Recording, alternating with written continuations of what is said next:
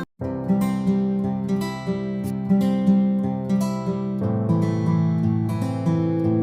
everyone, welcome to SS Talks Chemistry. I hope you all are doing great.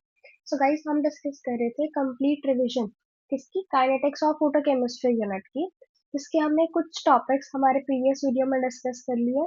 इसके जो remaining topics हैं हमारे, वो हम इस वीडियो में डिस्कस करने वाले हैं। तो कौन से टॉपिक्स हम पिछली वीडियो में डिस्कस कर चुके थे? हमने बेसिक पोर्शन डिस्कस करा था, डिफरेंशियल रेट एक्सप्रेशंस डिस्कस करे थे, ऑर्डर ऑफ द रिएक्शन देखी थी, कॉम्प्लेक्स रिएक्शंस देखे थे, इसके अप्रोक्सीमेशन मेथड डिस्कस करे थे, इसकी फिर एप्लीकेशंस में हमने कैटालिसिस, यूनिमॉलिक्यूलर और फोटोकेमिस्ट्री, ये वाले सारे टॉपिक्स जो थे हम लास्ट वीडियो में इसको डिस्कस कर चुके हैं। अब इस वीडियो में हमारे जो रिमेनिंग टॉपिक्स है थ्योरी से रिलेटेड रहते थे, वो हम इस वीडियो में डिस्कस करने वाले हैं।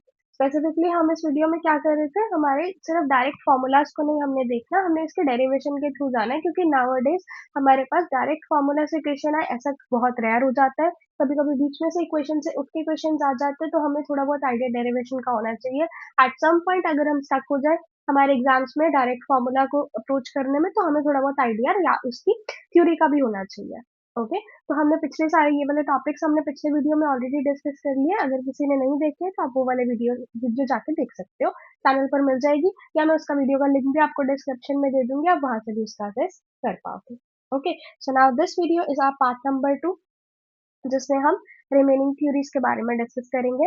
अगर हम थ्योरीज के एग्जाम में वेटेज की बात करें, तो ये एक ऐसा टॉपिक है जो कि एग्जाम में आप बिल्कुल छोड़ के नहीं जा सकते। आप देखोगे प्रीवियस ये क्वेश्चंस भी मैंने चैनल पे करवाए हैं, आप वहां पे जाके देख सकते हो कि आर्हीनियस थ्योरी से इतने क्वेश्चन आए हैं ना, मैं बता नहीं सकती आपको। बाकी अगर गेट की बात अगर आप करोगे, एनएटी वाला पोर्शन होता है, उसमें कोलिशन थ्योरी से और ट्रांजिशन स्टेट थ्योरी से, इसका स्पेसिफिकली जो ये वाला स्टैटिस्टिकल अप्रोच होता है ना, इस यहाँ से तो क्वेश्चन बहुत ही ज्यादा देखने को मिलते हैं। थर्मोडायनेमिक अप्रोच से भी क्वेश्चन कभी कभी देखने को मिल जाते हैं। ओके, और लास्ट में आपका टॉपिक रह जाएगा सॉल्ट इफेक्ट। सॉल्ट इफेक्ट भी एक इंपॉर्टेंट टॉपिक की तरह कंसीडर हो सकता है। बेसिकली आप बोल सकते हैं, ये जो भी 4-5 टॉपिक्स हमारे हैं ना, इसको आप एग्जाम में छोड़ के नहीं जा सकते, ये हमेशा आपको इसमें से क्वेश्चन देखने को मिलना है। ओके, तो बिना वेस्ट करे हुए टाइम को अब हम स्टार्ट करते हैं हमारे ये वाले टॉपिक्स। वीडियो स्टार्ट करने से पहले अगर आप चैनल पर पहली बार आए हो तो मेक श्योर करो आप चैनल को सब्सक्राइब जरूर कर लो, ताकि फ्यूचर वीडियोस की आपको नोटिफिकेशन पहले से मिल जाए। और अगर आपको वीडियो अच्छी लगे तो आप अपने फ्रेंड्स के साथ भी इसको जरूर शेयर करिए। ओके, तो अभी स्टार्ट करते हैं theories of the rate of the reaction. Theories of the rate of the reaction यानी कुछ ऐसी थ्योरीज जो कि हमें रेट ऑफ रिएक्शन हमारा कैसे चेंज होने वाला है उसके बारे में बताएगी। ओके, तो सबसे पहले आपको देखनी होती है effect of the temperature, effect of the temperature on the rate of reaction, on the rate of the reaction, यानी अगर मैं टेम्परेचर को चेंज करती हूँ तो मेरा रेट ऑफ रिएक्शन कैसे चेंज होने वाला है। इसके रिलेटेड हमारे पास कुछ थ्योरीज आई थी। सबसे इंपॉर्टेंट वाली तो आर्गेनियस थ्योरी होती है, बट उससे पहले भी कुछ एक थ्योरीज आई थी हमारे पास, उसका भी हम एक ओवरव्यू देख लेते हैं एक बार। ओके, तो सबसे पहले मैंने बोला जिसका कोई भी एक थियोरेटिकल प्रूफ नहीं था आपके पास, एम्पेरिकल रिलेशन जी सिर्फ थी, वो वाली थ्योरीज के बारे में आपको थोड़ा बहुत ओवरव्यू दी। सबसे पहले देखा गया कि अगर हमारे पास फॉर होमोजीनियस रिएक्शंस है, यानी कि ऐसी रिएक्शंस जिसके अंदर through out the composition reactants की जो होती है वो सेम ही रहती है, फॉर दी होमोजीनियस रिएक्शंस क्या देखा गया कि रेट ऑफ द रिएक्शन जो है ना, rate of the reaction it becomes 2 to 3 times, becomes 2 to 3 times। कब ये 2 to 3 times बन जाएगा, यानी कि प्रीवियस रेट कांस्टेंट का ये 2 to 3 times हो जाएगा अगर आप टेम्परेचर को, if temperature is increased by 10 degrees, is increased by 10 degrees, यानी कि अगर आपने कोई एक रिएक्शन थी उसको टी टेम्परेचर के ऊपर फाइंड आउट करा, उसका रेट कांस्टेंट किया गया, अब आपने सेम रिएक्शन को कैरी आउट करा पर आपने टेम्परेचर को 10 डिग्री से बढ़ा दिया, तो overall rate constant of the नया वाला जो आ गया ना, वो प्रीवियस वाले के 2 to 3 times आने वाला है, 2 to 3 times होने वाला है। तो ये एक देखा गया था इसमें। इसी तरीके से इसका रिवर्स भी ट्रू था कि अगर मैं टेम्परेचर को डिक्रीज भी करती हूँ ना 2 to 3 टाइम्स से, टेम्परेचर को 10 डिग्री से डिक्रीज करेंगे तो मेरा रेट कांस्टेंट की वैल्यू 2 to 3 टाइम्स से वो डिक्रीज हो जाए। ओके, तो वो भी इसमें देखा गया था। तो ये था, इसका कोई हमें थ्योरेटिकल प्रूफ तो मिला नहीं, सिर्फ ऐसा देखा गया कि अगर हम होमोजीनियस रिएक्शंस कैरी आउट कर रहे हैं तो हमारा रेट ऑफ द रिएक्शन 2 से 3 गुना हो जाता है अगर हमारा टेम्परेचर हम 10 डिग्री से इसको बढ़ाते हैं। कोई थ्योरेटिकल प्रूफ नहीं आया। उसके बाद एक इक्वेशन सी दी गई हमें, एम्पेरिकल रिलेशनशिप जिसको बोलते हैं, किसने दी हमें? हुड नाम के साइंटिस्ट ने आया। हुड ने हमें क्या दिया? एक एम्पेरिकल रिलेशनशिप दिया। एम्पेरिकल रिलेशनशिप दिया, यानी इसका फिर से कोई भी थियोरेटिकल प्रूफ नहीं था। उसने बोला कि नेचुरल लॉग ऑफ टी के है ना, वो A minus of T B by T के इक्वल है। ये सिर्फ वो एक इक्वेशन देके चला गया, उसने सिर्फ एक रेट कांस्टेंट को और टी टेम 1/t टेम्परेचर का प्लॉट देखा, ऐसा कुछ एल एन ऑफ डी के वर्सेस 1/t का उसने प्लॉट देखा।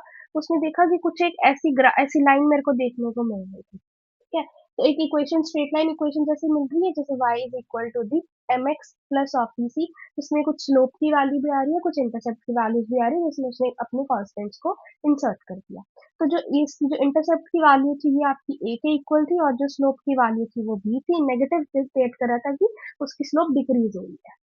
ओके, तो इसका कोई एक एम्पेरिकल रिलेशनशिप दे दिया, बट इसका कोई भी थियोरेटिकल प्रूफ नहीं था। नो थियोरेटिकल प्रूफ, यानी कि कोई डेरिवेशन नहीं, कोई कुछ नहीं, सीधा बस एक इक्वेशन दी थी। फिर आए हमारे साइंटिस्ट, जिसका नाम था आर्हीनियस। अब इसकी थ्योरी आई आर्हीनियस। अब ये पहले साइंटिस्ट थे जिन्होंने हमें इफेक्ट ऑफ द टेम्परेचर को रेट ऑफ द रिएक्शन मेरा कैसे चेंज करने वाला है, उसका एक थियोरेटिकल प्रूफ भी दिया। So first time theoretical proof was given. Theoretical proof was given. Proof was given. So इसने क्या किया? आर्हीनियस ने यूज करी हमारी इक्वेशन, जो कि है आपकी van Hoff equation. Van Hoff equation, van Hoff equation क्या होती है मेरे पास? D L N of D K by the D T है ना, जो ये आपकी delta H upon the R T square के इक्वल होती है। अब इस इक्वेशन को यूज करके उसने अपनी इक्वेशन, आर्हीनियस की इक्वेशन उसने डेराइव करी। उसने क्या देखा कि ना के जो है ना, के इक्विलिब्रियम कांस्टेंट की तरह उसने देखा। इक्विलिब्रियम कांस्टेंट आप कैसे डिफाइन करते हो? Rate constant for the forward reaction to rate constant of the backward, यानी k1 बाय दी k2 की रेशियो होती है अपॉन दी dt। अब डेल्टा एच क्या होता है? Change in activation energies for the first step, यानी कि E1 minus of the E2 upon the RT square. इसने इसको ऐसे लिख दिया। अब इसको इसने ओपन अप करने की ट्राई करी। क्या कैसे आए करेंगे? D L N of the k1 by the dt minus of the D L N of the k2 upon the dt। ये आपका किसके इक्वल आ रहा है? E1 by the RT square minus of the E2 upon the RT square. So E1 वाले, जो K1 वाले और E1 वाले, 1 1 वाले एक साइड ले लो, 2 2 वाले एक साइड ले लो। क्या मिलेगा आपको? DLN of the K1 by the DT minus of the E1 by the RT square. ये आपकी DLN of the K2 bye the DT minus of the E2 upon the RT square, इसके equal आ रहा है। तो यानी कि मैं बोल सकती हूँ, एक जनरलाइज एक्सप्रेशन लिख सकते हैं कि DLN of the K by the DT है ना, जो वो E activation energy E A upon the R T square के इक्वल है। किसी भी इक्वेशन की बात आप कर लेते हो, चाहे इसको ऐसे ही रख लो एक बार, D L N of the K by the D T minus of the E A by the R T square है ना, ये मेरा एक कांस्टेंट वैल्यू के इक्वल आ रहा है, राइट। तो अब मैं इसको उधर शिफ्ट कर सकती हूँ। तो मेरे पास फाइनल एक्सप्रेशन क्या बन जाएगा? D L N of the K by the D T है ना, जो वो मेरी E A upon the R T square के इक्वल है। तो ये आपकी पहली इक्वेशन जो आर्हीनियस ने हमें दी from the van Hoff equation. अब इसी को क्या करते हैं, थोड़ा बहुत रीअरेंज कर लेते हैं। ये हमारे पास डिफरेंशियल फॉर्म में, तो कंप्लीट इक्वेशन की फॉर्म में इसको लिख लेते हैं। D L N of the K इस साइड रखो, ई ए अपॉन दी आर, और 1 बाय द टी स्क्वायर और डी टी को उधर ले जाओ। अब क्या करो, दोनों साइड पे इंटीग्रेट कर दो। इंटीग्रेट करोगे तो क्या आ जाएगा? D L N of D K की इंटीग्रेशन हो रही है E A upon the R 1/dt² dt। मैं विदाउट लिमिट्स यहाँ पे अब डिफरेंशिएशन कैरी आउट कर रही हूँ। तो देखो, इंटीग्रेशन और डिफरेंशिएशन वाला फॉर्मूला लेफ्ट हैंड साइड पे कैंसिल आउट हो जाएगा, तो क्या बच जाएगा? ln ऑफ टी के इज इक्वल टू, अब 1/t² है, यानी t की पावर -2 है, तो क्या बनेगा? t की power -2 plus of the 1 upon the -2 plus of the 1, ये आ जाएगा। साथ में ई ए बाय दी आर तो आपका बाहर था ही, ठीक है। और साथ में क्या करते हैं, एक कांस्टेंट वैल्यूज को भी ऐड करते हैं, जो कि है आपकी ln ऑफ टी ए। ऐसा क्यों करा? क्योंकि हमने इंटीग्रेट करा विदाउट लिमिट्स। जब हम लिमिट्स के साथ इंटीग्रेट करते हैं तब हम कांस्टेंट ऐड नहीं करते, ओके। तो ये क्या बन जाएगा, E upon the R minus of the E upon the R 1/t plus of the ln of the, ये आपका ln ऑफ दी के इक्वल है, यानी कि ln ऑफ दी के मेरा किसके इक्वल है, ln of the A minus of the E upon the R T. तो ये थी second form of the Arrhenius equation, और ये इक्वेशन बहुत ही ज्यादा इंपॉर्टेंट है। इसका फर्दर रीअरेंज कर सकते हो, नेचुरल लॉग वाले एक साइड पे ले आओ, natural log of K minus of natural log of the A is equal to E A upon the R T minus of the E upon the R T. तो L N of the K by the A, because L N of the M minus N को आप L N of the M by N लिख सकते हो, minus of the E upon the R T. अब L N को उधर ले जाओ, तो क्या बन जाएगा आपके पास, के बाय दी ए जो है e to the power of minus of the E upon the R T हो गया, यानी कि k की वैल्यू किसके इक्वल आ रही है, A e to the power of minus of the E upon the R T. तो ये हो गई आपकी third form of the Arrhenius की जो इक्वेशन है। ओके, ये सारे फॉर्मूलाज आपको रिमेम्बर जरूर करने हैं। नेक्स्ट, अभी तो हमने इंटीग्रेशन करी थी विदाउट लिमिट्स, अगर मैं इंटीग्रेशन करती हूँ विद लिमिट्स तब मेरे पास क्या वैल्यूज आने वाली है, if we integrate with limits, if we integrate with limits, किसको इंटीग्रेट करना है, D L N of the K जो हमने लिखा था E upon the R T square into the D T, इसको लिखा था ना, इंटीग्रेट करो अब लिमिट्स के साथ। मान लो आपका रेट कांस्टेंट K1 से K2 पे जा रहा है, टेम्परेचर आपका T1 से T2 पे चेंज हो रहा है, तब आपके पास क्या वैल्यूज आ जाएंगी, डिफरेंशिएशन से इंटीग्रेशन कैंसिल आउट हो जाएगी, एल एन ऑफ दी के आ जाएगा, ये K1 से K2 टेम्परेचर K2 पे जा रहा है, ठीक है, ये इसकी लिमिट्स है, E upon the R minus आएगा यहाँ पे 1/t, T1 से टेम्परेचर T2 पे जा रही है, तो लिमिट्स को अगर हम पुट करते हैं तो क्या बनेगा, ln of the K2 by the K1 is equal to minus of the E upon the R 1/T2 minus the 1/T1, इसके इक्वल आ जाएगा।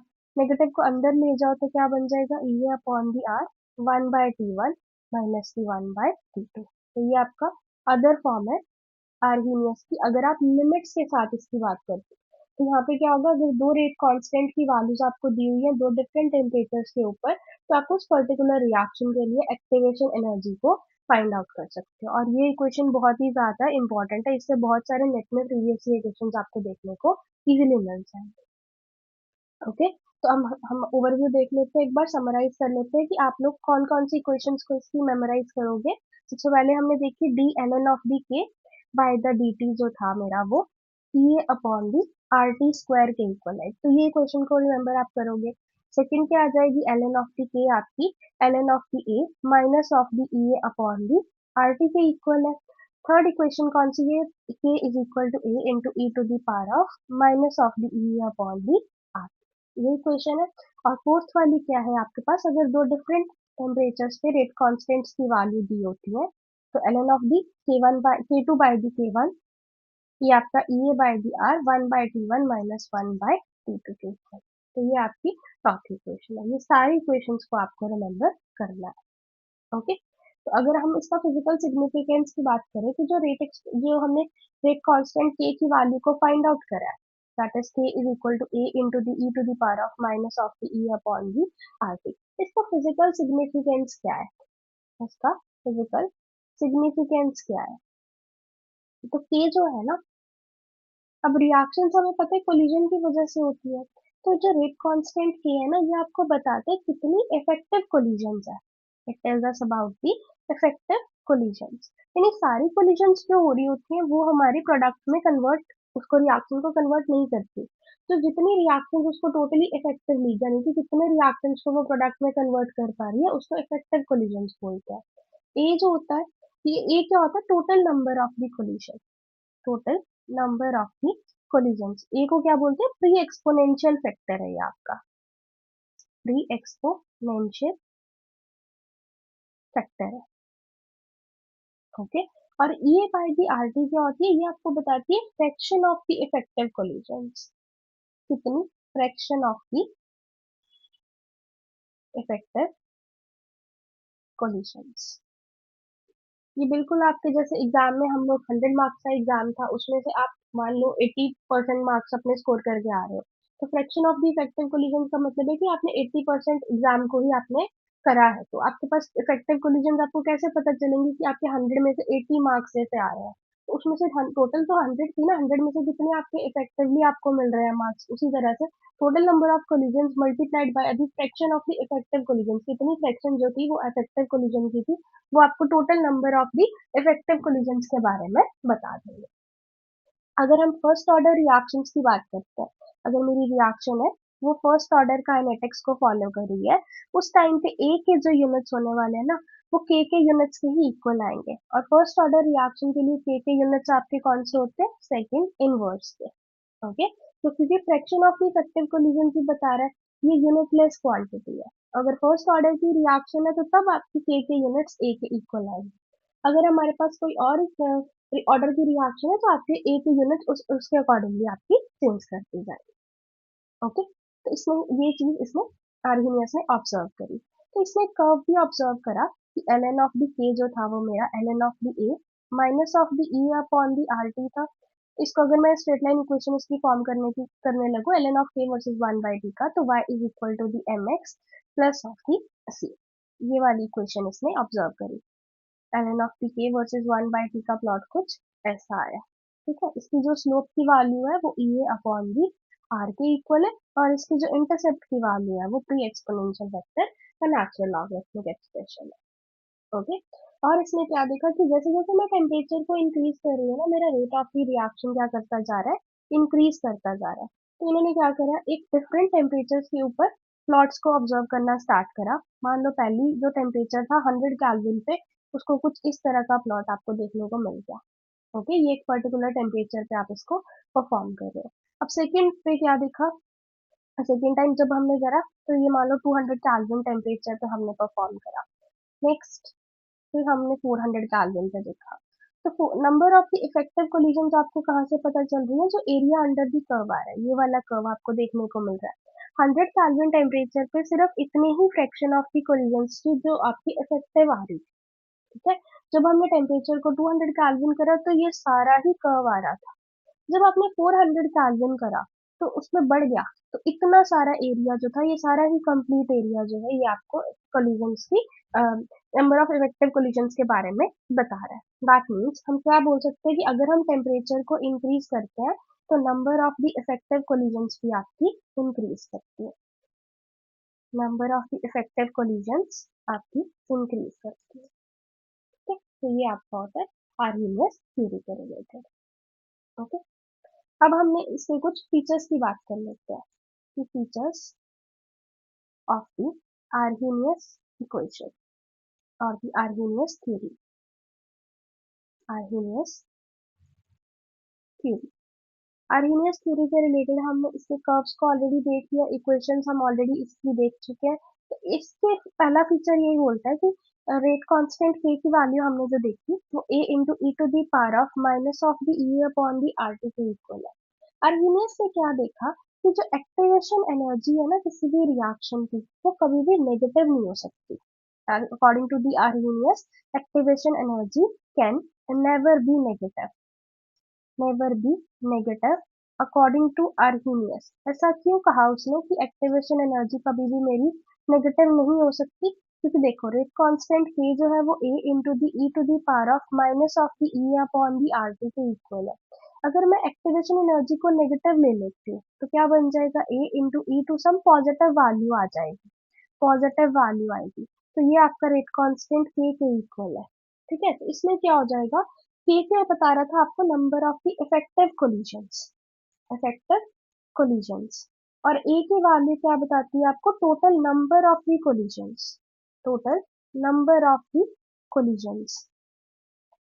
अगर आप एक्टिवेशन एनर्जी को पॉजिटिव ले लोगे तो आप क्या फाइंड आउट कर रहे हो कि आपकी जो इफेक्टिव कोलिजन है ना वो टोटल नंबर ऑफ कोलिजन से ज्यादा आ रही है। ऐसा क्यों, क्योंकि एक देखो एक्सपोनेंशियल की पावर पॉजिटिव से आप इसको कुछ मल्टीप्लाई कर रहे हो, यानी कि पॉजिटिव वैल्यू की बे की वैल्यू को मल्टीप्लाई करेंगे तो एक ए की वैल्यू जो है वो ऑब्वियसली ए से ज्यादा आने वाली है। ऐसा करेंगे तो के की वैल्यू ए से ज्यादा है, विच इज नॉट पॉसिबल। ऐसा तो नहीं है ना कि 100 मार्क्स के एग्जाम में आपको 110 मार्क्स मिल जाए या 120 मार्क्स मिल जाए, ऐसा तो पॉसिबल नहीं हो सकता ना कि आप कुछ एक गलतियां तो करके आओगे, आपके मार्क्स 100 मार्क्स आ सकते हैं, 100 से या तो नीचे आएंगे या 100 के इक्वल आएंगे, 100 से ज्यादा नहीं हो सकते। यही चीज इसने यहाँ पे इसको बोला कि एक्टिवेशन एनर्जी आर्हीनियस के अकॉर्डिंगली, ये हमेशा याद रखो कि एक्टिवेशन एनर्जी ये आर्हीनियस के अकॉर्डिंगली कभी भी नेगेटिव नहीं हो सकती। ओके। इसका जो सेकेंड फीचर आया, इसमें टेम्परेचर को डिफरेंट करके देखा।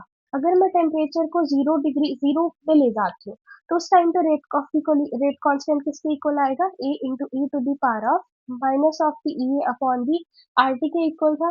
यहाँ पे टेम्परेचर को उसने क्या कर दिया, 0 कर दिया, तो 1/0 आपका इंफिनिटी के इक्वल आ जाएगा, तो ये A into E to the power of minus of the infinity के इक्वल आ रहा है। ठीक है, तो यहाँ पे क्या बोल रहे हैं कि e to the power of minus of infinity आपका किसके इक्वल आ जाएगा, 0, तो रेट कांस्टेंट के क्या हो जाएगा, 0। यानी कि कोई भी इफेक्टिव कोलिजन नहीं आएगी, नो इफेक्टिव कोलिजन्स। यानी कि जब मैं टेम्परेचर को 0 पे ले जाती हूँ तो मेरी सारी कोलिजन्स क्या हो जाती है, सीज हो जाती है, कोई भी इफेक्टिव कोलिजन नहीं बनती उस टाइम पे।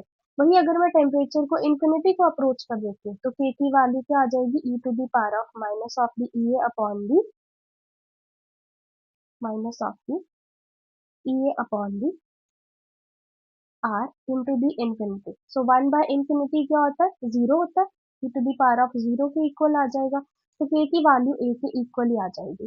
तो क्या इंप्लाई कर रहा है कि टोटल जितनी कोलिजन्स थी, टोटल कोलिजन्स जो थी वही मेरी सारी इफेक्टिव कोलिजन्स के इक्वल ही आ जाएंगी।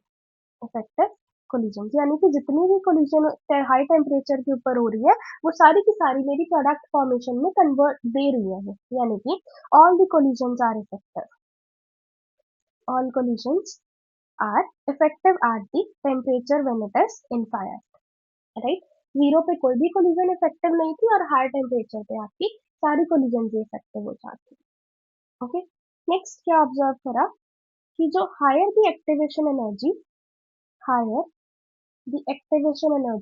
more is the effect of temperature, ये स्टेटमेंट से क्वेश्चन आया हुआ है, more is the effect of the temperature. अभी रिसेंट 2025 में भी इस क्वेश्चन से आपको इस स्टेटमेंट से आपको क्वेश्चन देखने को मिला था कि सिग्निफाई क्या करती है।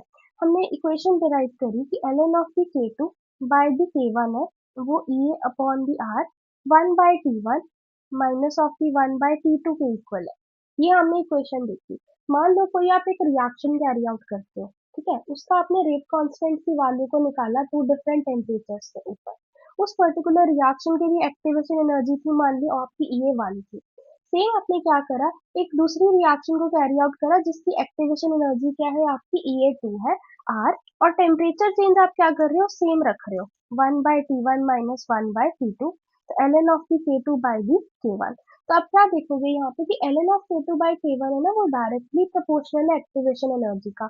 जितना ज्यादा मेरी अब टेम्परेचर चेंज मान लो मैं सेम रख रही हूँ, T1 T2 मैंने सेम रखा, तो उस टाइम पे जो एक्टिवेशन एनर्जी का जो देखने को मिलेगा, जो चेंज आपको बेसिकली रेट कांस्टेंट में देखने को मिल रहा है, ln of the K2 by K1 ratio जो है वो आपके डायरेक्टली प्रोपोर्शनल है एक्टिवेशन एनर्जी का। जितनी ज्यादा एक्टिवेशन एनर्जी होगी उतना ज्यादा आपको effect of the temperature change देखने को मिलेगा। मान लो 10 डिग्री आपने टेम्परेचर चेंज करा दोनों रिएक्शन के अंदर, पर ऐसी रिएक्शन मान लो एक की एक्टिवेशन एनर्जी 40 है और एक की 400 है, तो जिसके अंदर 400 देखने को मिल रही है ना, उसके अंदर जब टेम्परेचर को 10 डिग्री से चेंज करेंगे तो आपको देखने को मिलेगा रेट कांस्टेंट बहुत ही ज्यादा हाई चेंज हुआ है उसके अंदर।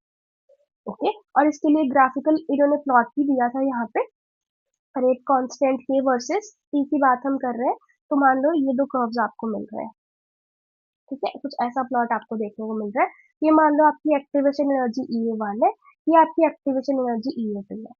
सेम टेम्परेचर चेंज के ऊपर अगर आप देखो, सेम टेम्परेचर चेंज यानी कि मान लो कि कोई दो टेम्परेचर्स को आप मान लो, उस पर आप प्लॉट्स देखो।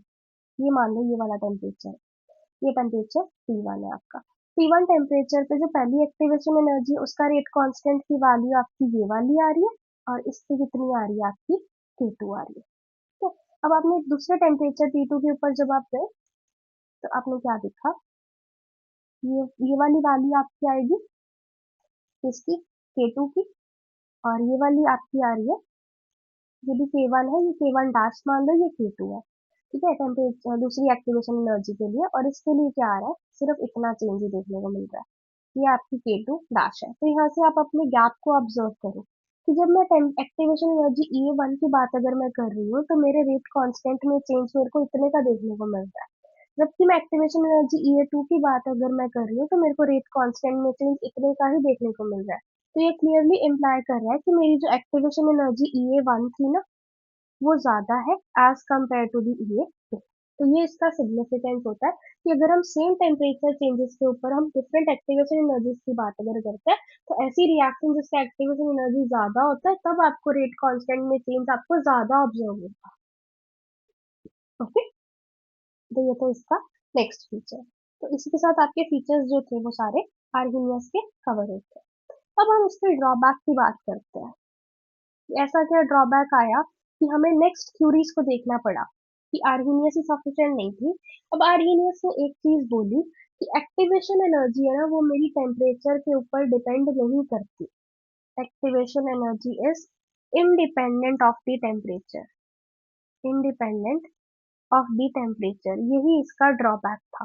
कैसे देखा गया, क्योंकि जो ln ऑफ द के था ना वो E minus of the R T, E ln of the K आपका किसके इक्वल आ रहा था, ln of the K is equal to ln of the A minus of the E upon the R T,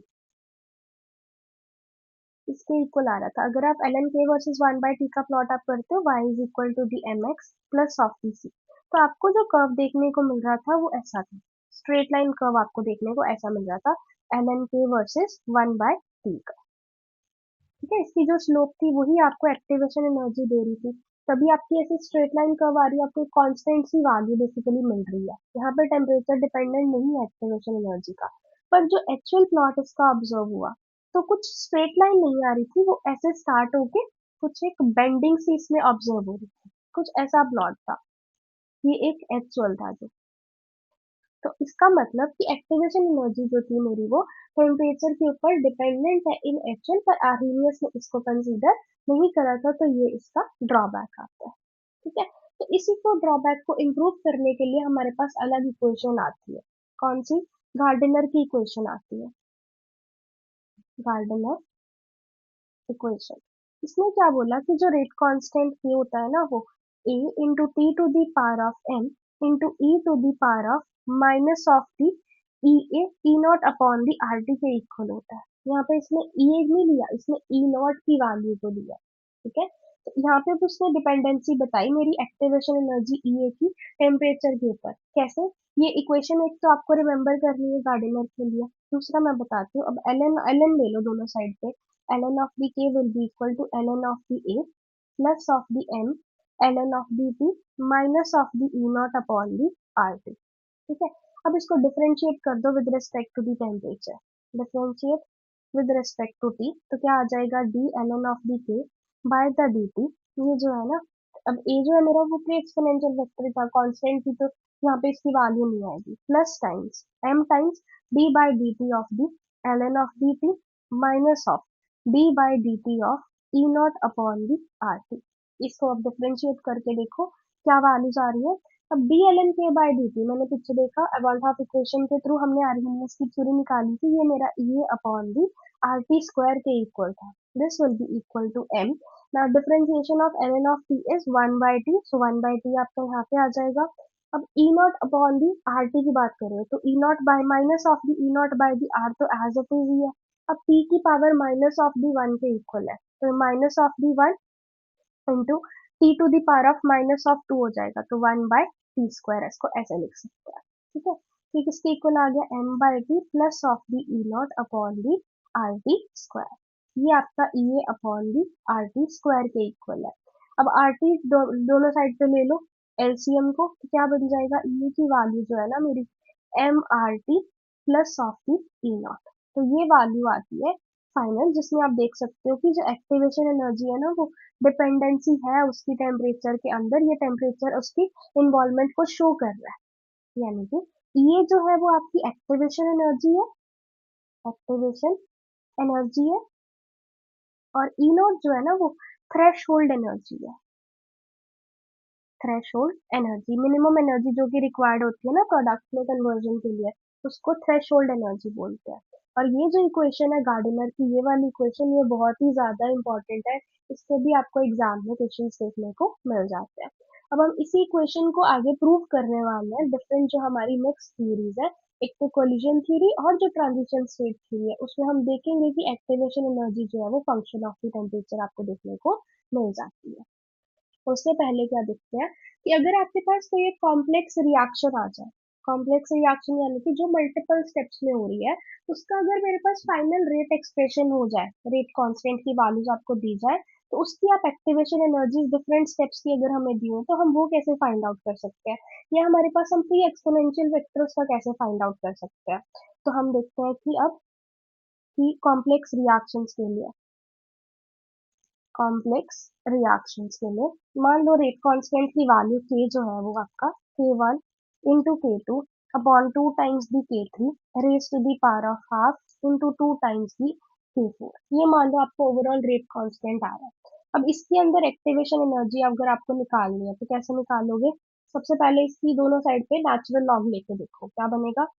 ln of the k will be equal to ln of the 1/2 आगे आ जाएगा, ln of the k1 plus the ln of the k2 minus of the ln of the 2 minus of the ln of the k3 plus ln of the 2 plus of the ln of the k4। इस तरह से हम लिख सकते हैं। अब इसको differentiate कर दो विद रिस्पेक्ट टू टेम्परेचर, तो क्या बन जाएगा, D L N K by the D T जो है मेरी वो 1/2 times D L N of the K one upon the B T plus of the D L N of the K two upon the B T minus of the, अब L N of the two तो constant है उसके तो zero ही आ जाएगा यहाँ पे, minus of the D by D T of L N of the K three plus L N of the two again constant है, नेक्स्ट क्या हो जाएगी D by D T of the L N of the K four. अब different different steps के लिए हमें rate constant की values दी हुई थी, तो उसकी एक्टिवेशन एनर्जीज भी क्या है मेरी डिफरेंट है। तो मैं क्या बोल सकती हूँ, D L N of the K by the D T जो था वो एक्टिवेशन एनर्जी ओवरऑल स्टेप की जो है ये upon the R T square है वो आपका 1/d2 क्या था, D L N of the K one plus के टू। तो क्या करेंगे, एक्टिव ई ए वन हो जाएगा जो कि एक्टिवेशन एनर्जी फर्स्ट स्टेप की होगी upon the R T square plus of the E A which is of the second step upon the R T square minus of the third step की जो थी E A three upon the R T square, ये था साथ में plus of the D L N K by the D T of the K four, यानी कि fourth step की एक्टिवेशन एनर्जी अब यहाँ पे ऐड हो जाएगी ये four upon the R T square. तो मैं बोल सकती हूँ कि activation energy for the overall step जो आ रही है मेरी वो किसके इक्वल है, 1/2 times the E A one plus the E A two minus of the E A three minus plus of the E A. तो ये आपकी overall activation energy for the complex reactions आपकी आने वाली है। ओके, तो आपने कैसे रिमेम्बर कर सकते हो, ये तो मैंने आपको डायरेक्टली प्रूव करके दिखा दिया इसका। तो आपने डायरेक्ट अगर लिखना है तो कैसे लिखोगे, जो कि पावर में वैल्यू होने वाली है वो आप आगे ले आओ, देख लियो फाइनल एक्सप्रेशन में 1/2 मेरा आगे आ गया। उसके बाद जो एक्टिवेशन एनर्जी k1 की है, यानी कि फर्स्ट स्टेप का जो रेट कांस्टेंट दिया हुआ है उसी की एक्टिवेशन एनर्जी आ जाएगी। फिर जो सेकंड स्टेप है उसमें ऐड वाला डाल दो बीच में, प्लस ये टू हो जाएगा, जो डिनोमिनेटर में उसको सब्ट्रैक्शन में उसकी एक्टिवेशन एनर्जी लिख दो। ठीक है, फिर उसके बाद क्या है, जो 2k4 है, जो जो साथ में कांस्टेंट दिए होते, जैसे 2 यहाँ पे दिया होता है, ये वाला 2, ये वाला निग्लेक्ट कर देना है फाइनल रेट एक्सप्रेशन के हम final overall reactor activation energy find करते टाइम। और जो फोर्थ वाला था उसकी एक्टिवेशन एनर्जी को भी आपने साथ में ऐड कर दी, यानी कि जो मल्टीप्लाई में दिए हुए उनको एक्टिवेशन एनर्जीज को ऐड करते जाओ, जो डिनोमिनेटर में दिया हो उसको आप सब्ट्रैक्ट करते जाओ। इस तरह से आप किसी भी कॉम्प्लेक्स रिएक्शन की ओवरऑल एक्टिवेशन एनर्जीज को लिख सकते हो। ओके, तो इसी तरह से हमारे पास कोई एक कॉम्प्लेक्स रिएक्शन का अगर हमें pre exponential factor overall find out करने को बोल दे तो भी हम इजीली इसको फाइंड आउट कर सकते हैं। कैसे, हमें पता है कि जो रेट कांस्टेंट k की वैल्यू वो a into E to the power of minus of the E A upon the R T के इक्वल आई, यानी कि जो प्री एक्सपोनेंशियल फैक्टर a की वैल्यू जो है ना वो रेट कांस्टेंट k के डायरेक्टली प्रोपोर्शनली आती है। तो यानी कि अगर जो मेरे पास कॉम्प्लेक्स रिएक्शन का ओवरऑल रेट कांस्टेंट अगर मुझे दिया हुआ है तो उसका प्री एक्सपोनेंशियल फैक्टर भी उसी के इक्वल ही आने वाला है। क्या था, A1 into the A2 upon the 2 times the A3, सब कुछ वैसा ही रहने वाला है, raise to the power of half dot 2 times the A4। ऐसे आपका ऊपरी एक्सपोनेंशियल फैक्टर k के इक्वली आने वाला है। Okay, so this is how, अगर हम कॉम्प्लेक्स रिएक्शंस है उसका ओवरऑल रेट कांस्टेंट आप कैसे फाइंड आउट कर सकते हो, वो हमने पिछली क्लासेस में देख लिया। रेट कांस्टेंट फाइंड आउट करके उसकी temperature dependence overall rate of the overall rate constant अगर निकाल लिया तो फिर एक्सपोनेंशियल फैक्टर और एक्टिवेशन एनर्जी हम ऐसे फाइंड आउट कर सकते हैं। ओके, सो अब नेक्स्ट चलते हैं हमारे जो एनर्जीज के ग्राफ होते हैं, एनर्जी प्रोफाइल डायग्राम जिसको बोलते हैं, एनर्जी प्रोफाइल डायग्राम्स। अब उस एनर्जी प्रोफाइल डायग्राम से आप कैसे प्रिडिक्ट कर सकते हो कि आपकी रिएक्शंस है वो एक्सोथर्मिक है या एंडोथर्मिक है, या आप कैसे फाइंड आउट कर सकते हो उसकी एक्टिवेशन एनर्जी फॉरवर्ड और बैकवर्ड की अगर आपको दी हुई है तो आप एंथैल्पी ऑफ द रिएक्शन कैसे आप फाइंड आउट कर सकते हो, वो सब चीजें हम देखते हैं। तो दो तरह की रिएक्शंस होती हैं, एक होती है एक्सोथर्मिक जिसमें हीट आपकी रिएक्शन के ड्यूरेशन के टाइम पे गिवन आउट यानी कि दी जाती है बाहर, और एक होती है एंडोथर्म, कोई ऐसी रिएक्शंस जिसमें रिएक्शंस का इनटेक होता है, जैसे कि ए से पी आपको जाना है, इस रिएक्शन के लिए आपको एनर्जी की रिक्वायरमेंट है, जो हीट आपने सिस्टम को दी फिर आपका प्रोडक्ट कन्वर्जन हुआ। और एक्सोथर्मिक क्या होता है कि ए से अगर आप पी प्रोडक्ट में जा रहे हो साथ में कुछ एनर्जी जो है वो रिलीज होने वाली है। ओके, तो इसका एनर्जी प्रोफाइल डायग्राम आप कैसे देखते हो, यहाँ पे हमारे पास क्या होती है एनर्जी और ये क्या होती है रिएक्शन प्रोग्रेस या रिएक्शन कोऑर्डिनेट्स। तो कैसे देखते हैं, यहाँ पे होती है कुछ एक एनर्जी रिएक्टेंट्स की होती है। अब जब एक्सोथर्मिक रिएक्शन है तो आपके जो प्रोडक्ट्स होते हैं ना वो ज्यादा स्टेबल होते हैं, यहाँ पे आपके रिएक्टेंट्स होते हैं या आपकी प्रोडक्ट होती है।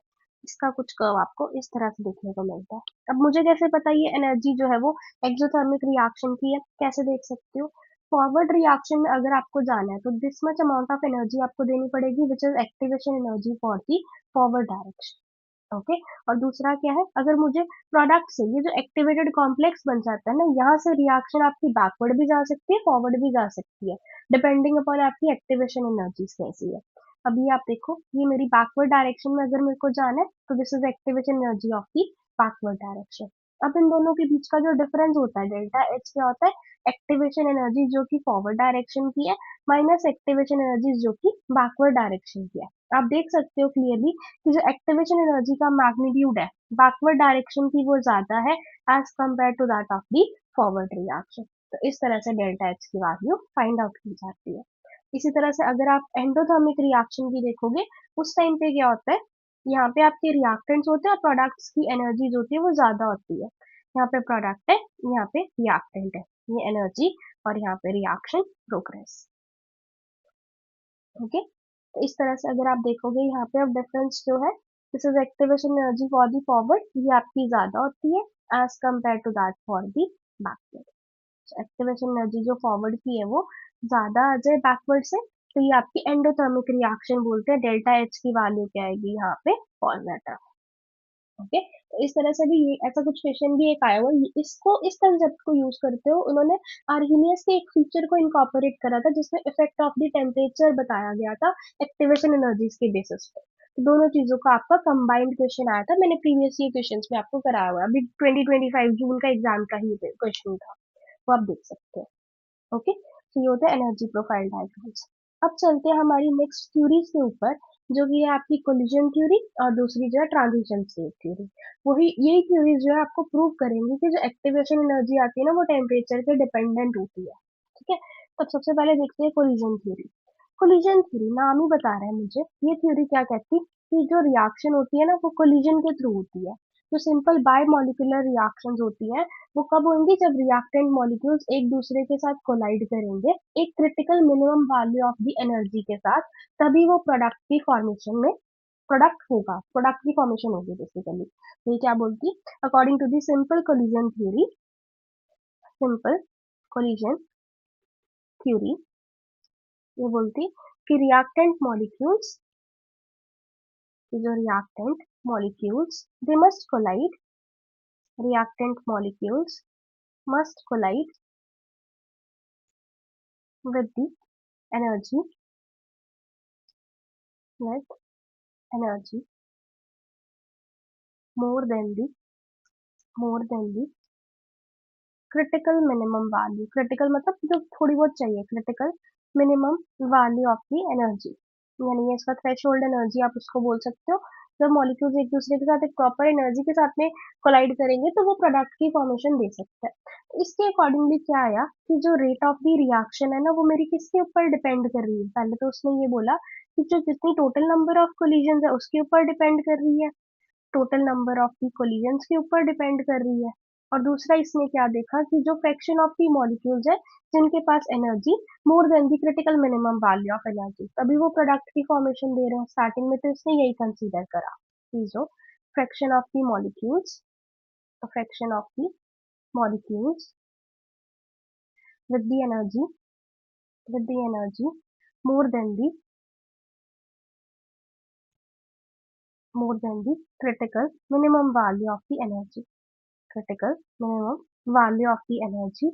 तो इसके ऊपर मेरा rate of the reaction depend कर रहा है। स्टार्टिंग में उसने यही सोचा, पर इसके पूरे कुछ एक फीचर्स को इन्होंने डिस्कस करा कि जो रिएक्शंस जब हम कैरी आउट कर रहे हैं तो कुछ एक इम्पॉर्टेंट असम्पशंस बोल सकते हो, या इसके कुछ एक फीचर्स थे, वो भी मैं आपको बता देती हूँ क्या क्या थे।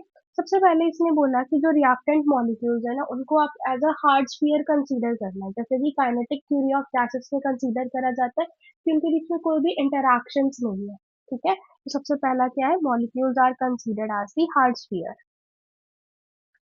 Molecules are considered as the hard spheres, hard spheres, कोई भी इंटरैक्शंस नहीं है उनके बीच में। सेकेंड उन्होंने फीचर क्या कंसीडर करा गया कि सिर्फ वो जो मॉलिक्यूल्स है ना वो हार्ड स्फीयर की तरह हमने कंसीडर करा, उनका सिर्फ ट्रांसलेशनल डिग्रीज ऑफ फ्रीडम हम कंसीडर कर रहे हैं, यानी कि वो स्ट्रेट लाइन मोशन में ही उनका कंसीडर करा, उनका वाइब्रेशनल रोटेशनल फीचर्स को इन्होंने इग्नोर करा। ओके, so इसमें क्या बोला, only translational degrees of freedom, translational degrees of the freedom are taken, are taken in the consideration.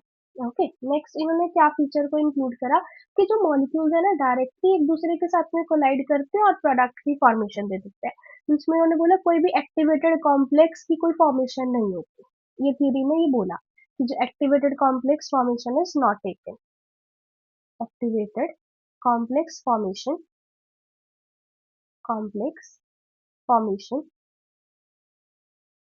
is not taken in the consideration, is not taken in the consideration। ये इनके तीसरा feature था। सारे feature से भी question आते हैं, इसीलिए मैं आपको सारे पॉइंट्स बता रही हूँ। नेक्स्ट इन्होंने क्या कंसीडर करा कि जो रीडिस्ट्रीब्यूशन ऑफ द एनर्जी है ना उसको इग्नोर करा।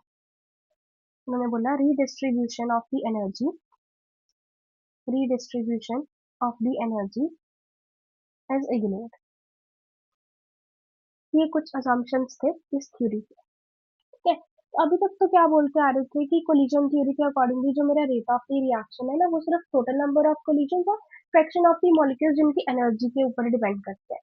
तो जब एक्चुअल में फाइंड आउट करने की ट्राई करी तो उन्होंने देखा कि अगर हम ये सारे फीचर्स को कंसीडर करते हैं और फिर हम रेट ऑफ द रिएक्शन को फाइंड आउट कर रहे थे तो सिर्फ कुछ ही फ्रैक्शन ऑफ द कोलिजन्स थी जो कि मेरी इफेक्टिव आ रही थी, यानी कि कुछ ना कुछ एक नया फैक्टर मेरे को रेट के अंदर इंक्लूड करना पड़ेगा। तो फिर बाद में देखा गया कि जो रेट ऑफ द रिएक्शन है ना, रेट ऑफ द रिएक्शन है वो इन टोटल तीन फीचर्स के ऊपर डिपेंड करता है।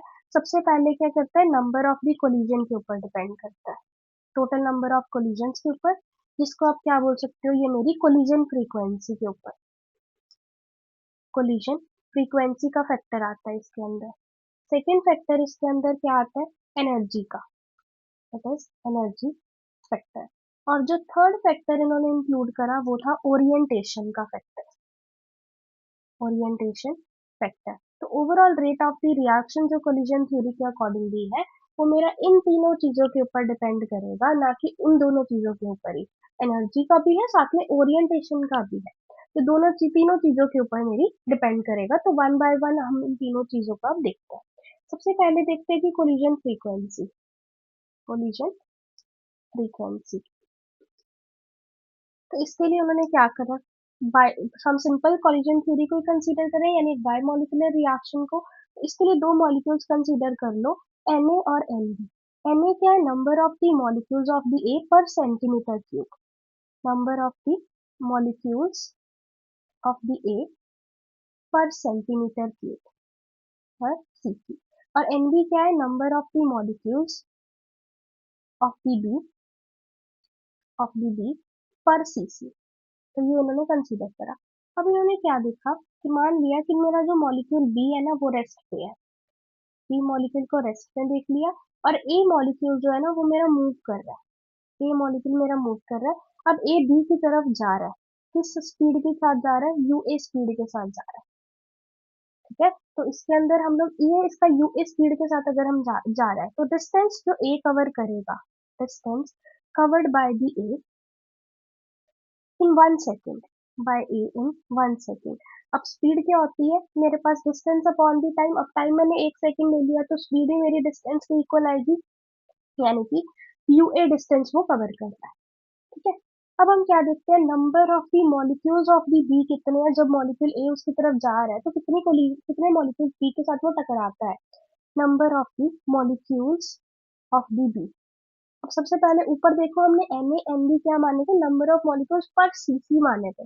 अब मुझे निकालना है total number of molecules B के कितने हैं, वो निकालना है मुझे। तो किससे मल्टीप्लाई करोगे, यहाँ पे तो एन बी है मेरे पास, एन बी क्या है, मॉलिक्यूल्स पर सीसी पर सेंटीमीटर क्यूब, यानी कि मुझे सीसी वाले फैक्टर को यहाँ से रिमूव करना है।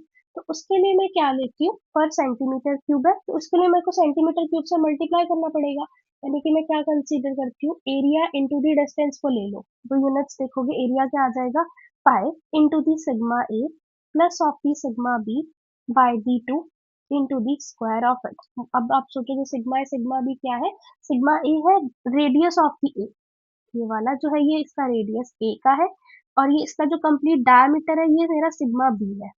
इसी तरह से ए मॉलिक्यूल का जो रेडियस है वो आर ए है, और जो कंप्लीट इसका डायमीटर है वो इसका सिग्मा ए है। ओके, अब पाई आर स्क्वायर होता है मेरा एरिया, तो यहाँ पे क्या कंसीडर कर लिया, area of the A plus the A, sorry this is sigma A by the two आ जाएगा, यानी कि radius of the A plus the radius of the A. तभी कोलिजन के ड्यूरेशन में कंप्लीट उसका एरिया इसी के अंदर ही आने वाला है।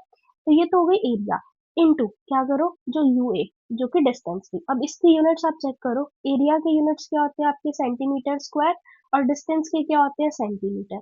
तो यहाँ पे सेंटीमीटर क्यूब आ गया, और ये मेरा पर सेंटीमीटर क्यूब था, तो ये दोनों यूनिट्स यहाँ से कैंसिल आउट हो जाएंगी। तो ओवरऑल आपके पास number of the molecules of the B आपको देखने को मिल जाएगी।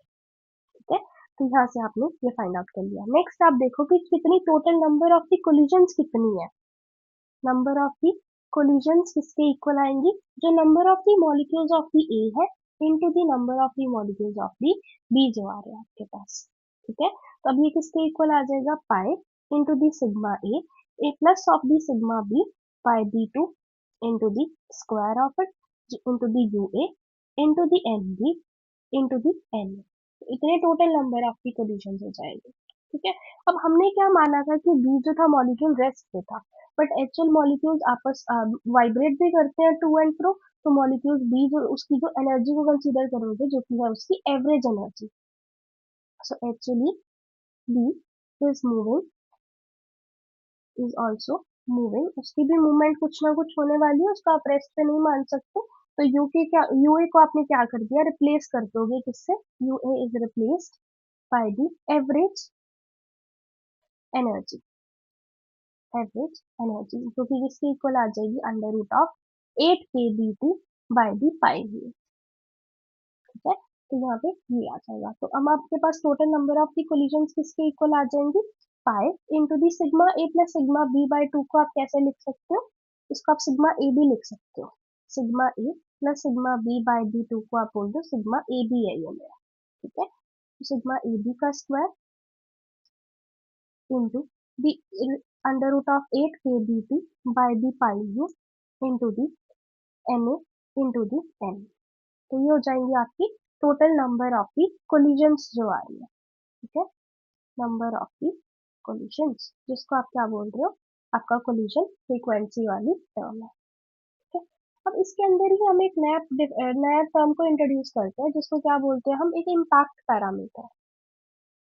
इम्पैक्ट पैरामीटर, अब ये इम्पैक्ट पैरामीटर क्या होता है कि जो मॉलिक्यूल आपस में कोलाइड कर रहे हैं ना मेरे, ये मान लो एक ये मॉलिक्यूल बी है मेरा, इसका रेडियस कुछ एक आर होने वाला है, आर बी, ये आर बी, और जो मॉलिक्यूल ए आया यहाँ से, इसका डिस्टेंस है यहाँ से आर ए। टोटल जो कोलिजन का रेडियस होने वाला है वो किसके सम के इक्वल है, इन दोनों के रेडियस के सम के इक्वल है, जो कि R A plus R B के इक्वल है।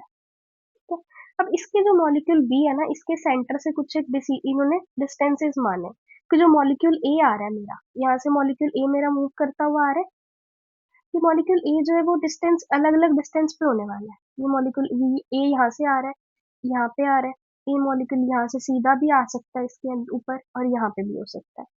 तो इस तरह से मॉलिक्यूल ए मेरा आ रहा है। तो जो बी मॉलिक्यूल के हमने सेंटर से जो डिस्टेंस को डिफाइन करा, ये एक्सपेरिमेंटली डिटरमाइंड था, जिसको बी वैल्यूज थी। ये भी बी है मेरी, ये भी बी है, ये कंप्लीट वैल्यू भी मेरी बी है। तो इसके बेसिस पे इन्होंने कुछ एक देखा कि कब कोलिजन होने वाली है, ये भी मेरी वैल्यू बी ही है। ठीक है, ये सारे इम्पैक्ट पैरामीटर्स की ही वैल्यूज है। जब इन्होंने देखा कि जो R A plus R B, जो कि हमने थियोरेटिकली डिटरमिन करा था, इसकी वैल्यू जब मेरे बी के इक्वल आने वाली है, तो उस टाइम पे क्या होगी, जस्ट कोलिजन होने वाली है, जस्ट कोलिजन होने वाली है। जब मेरे बी की वैल्यू क्या आ रही है, जीरो, तो उस टाइम पे क्या होने वाला है आपके पास, हेड ऑन कोलिजन होगी, हेड ऑन कोलिजन। ये क्योंकि देखो सीधा ही मॉलिक्यूल ए वाला आ रहा है यहाँ से, यही डिस्टेंस ए पॉइंट से ही माना हुआ, यहीं से बी की वैल्यू जीरो, यानी कुछ भी डिस्टेंस नहीं, उसके सेंटर से ही जा रहा है। उस टाइम पे क्या होगा, मॉलिक्यूल मेरा सीधा बी के साथ टकराने वाला है। उस टाइम पे क्या होगी आपकी head on collision.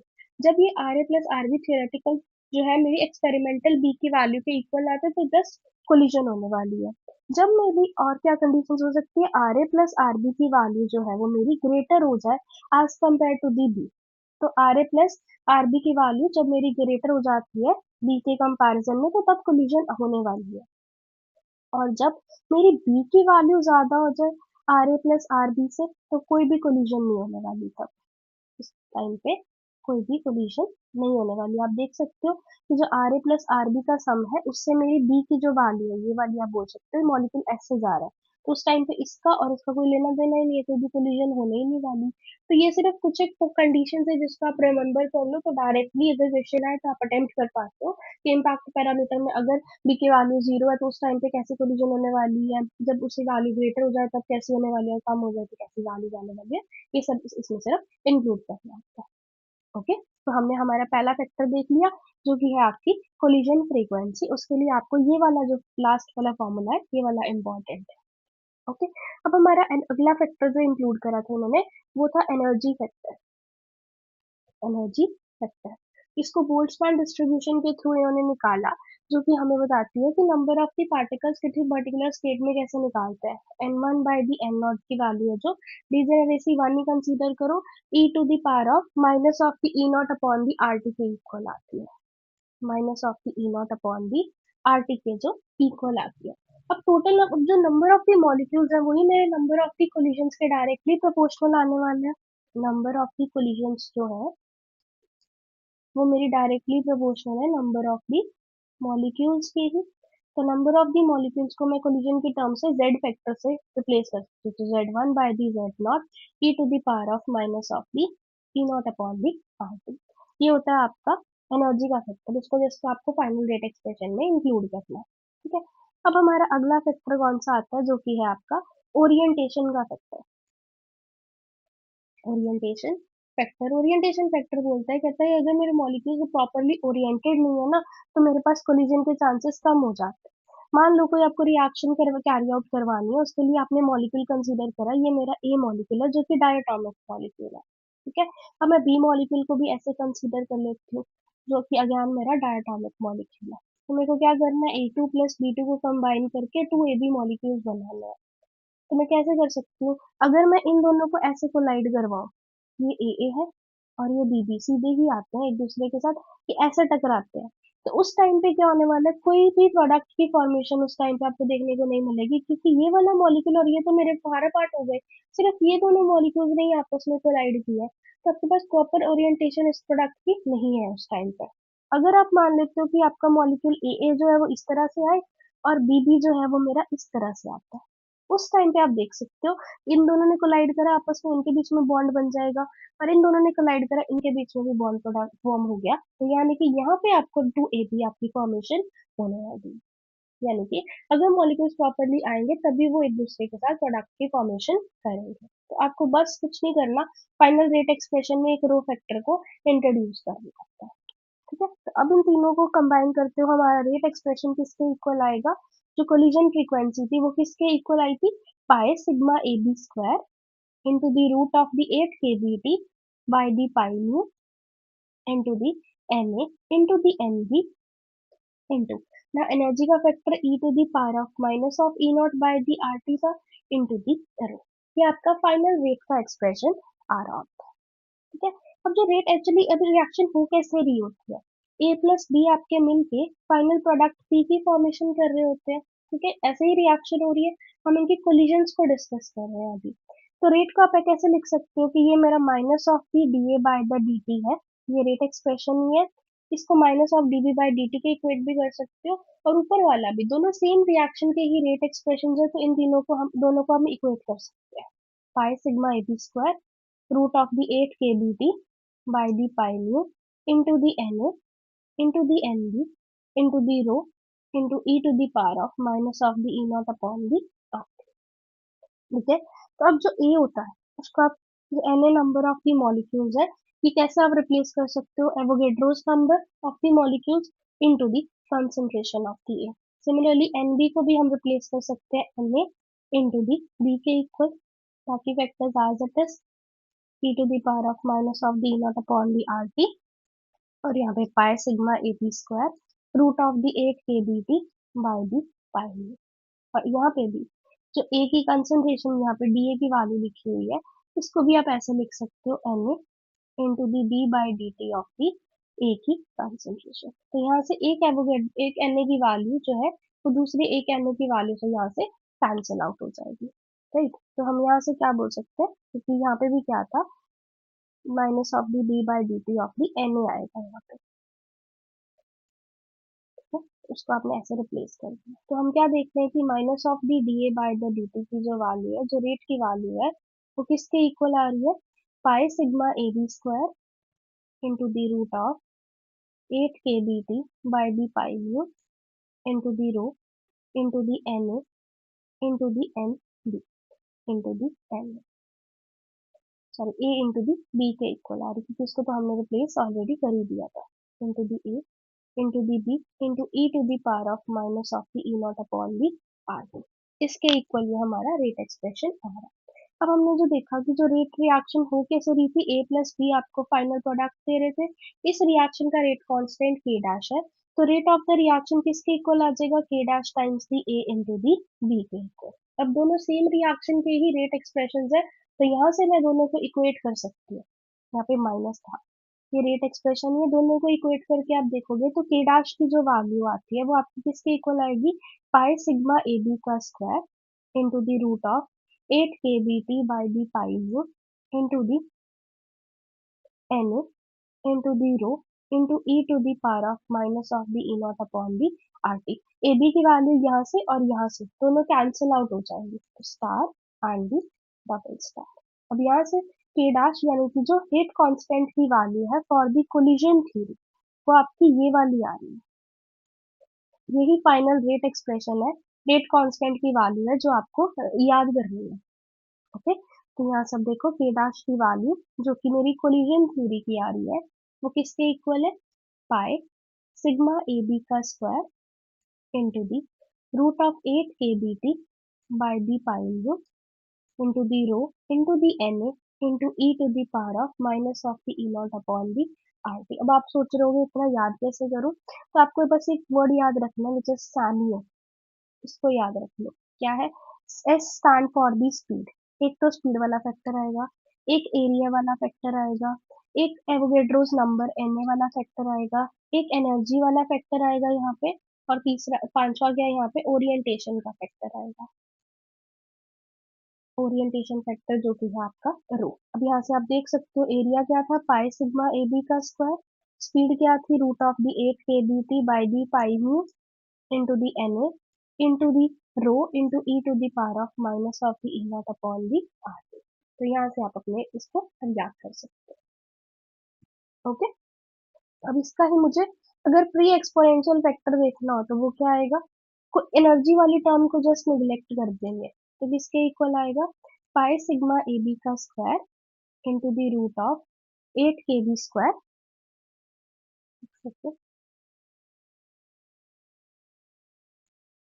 Pi sigma A B का square root of the 8 kbt by the pi mu into the rho into the L. तो ये आपका प्री एक्सपोनेंशियल फैक्टर आ जाएगा कोलिजन थ्योरी का। ओके, अब मुझे अगर कंपैरिजन करना है कोलिजन का और आर्हीनियस का, तो मैं कैसे कर सकती हूँ, comparison of the Arrhenius and the collision. यहाँ से आप देखोगे कि जो एक्टिवेशन एनर्जी आएगी ना आपकी, वो डिपेंडेंट होगी टेम्परेचर के ऊपर। अभी आपने देखा जो कोलिजन का जो रेट कांस्टेंट की वैल्यू थी वो किसके इक्वल आई मेरी, पाई सिग्मा ए बी का square into the root of 8 kbt by the pi mu into the rho into the na into e to the power of minus of the e naught upon the rt। क्या करो, natural log ले लो दोनों side पे, ln of the k किसके equal आएगा, ln of the pi sigma A B का square plus of the ln of the, जो t वाली टर्म है उसको अलग कर लो, t to the power half है, 1/2 times the ln of the t हो जाएगा, plus of the 1/2 times the ln of the 8 kb by the pi mu plus of the ln of the row plus of the ln of the na into minus of the E not upon the R T. ये factor आ जाएंगे। अब इसको differentiate करो with respect to the temperature, differentiate with respect to the T, क्या बन जाएगा, D L N K by the D T आपका किसके इक्वल आएगा, जिसमें अब टेम्परेचर वाली टर्म नहीं है वो कांस्टेंट वाली हो जाएगी, उसका डिफरेंशिएशन जीरो आएगा, इसका डिफरेंशिएशन जीरो आएगा, इसका भी जीरो आएगा, इसका भी जीरो आएगा, इसका भी जीरो आएगा, क्योंकि कोई भी टेम्परेचर डिपेंडेंस इन पे नहीं है। तो आपको एक फैक्टर दिख रहा है half of the L N of the T और एक minus of the naught by the R T, उसकी डिफरेंशिएशन होने वाली है, half of the d by dt of the ln of dt minus of d by dt of the e naught upon the rt। अब इसको differentiate करो, क्या आ जाएगा, half of the ln t का किसके इक्वल होता है, 1/t माइनस ऑफ, अब e naught upon the R T, E not upon 1/d E not by the R आ जाएगा 1/t यानी t to the power of minus of 1 minus of the 1/t square, ये आ जाएगा 1/2t plus of the E not upon the R T square.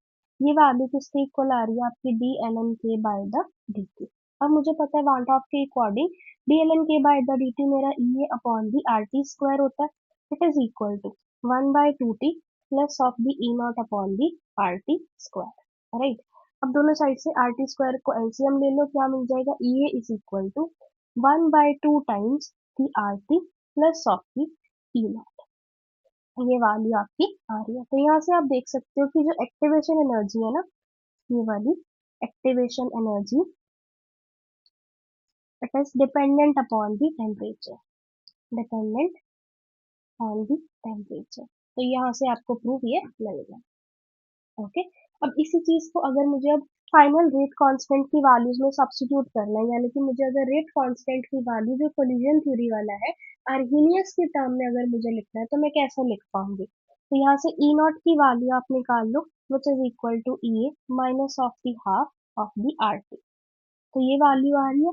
अब rate constant की जो value थी उसमें इसको सब्स्टिट्यूट करते हैं, के की वैल्यू किसके इक्वल थी, पाई सिग्मा ए बी का square into the root of 8 kbt by the pi mu into the rho into the na into e to the power of minus of e naught upon the rt था।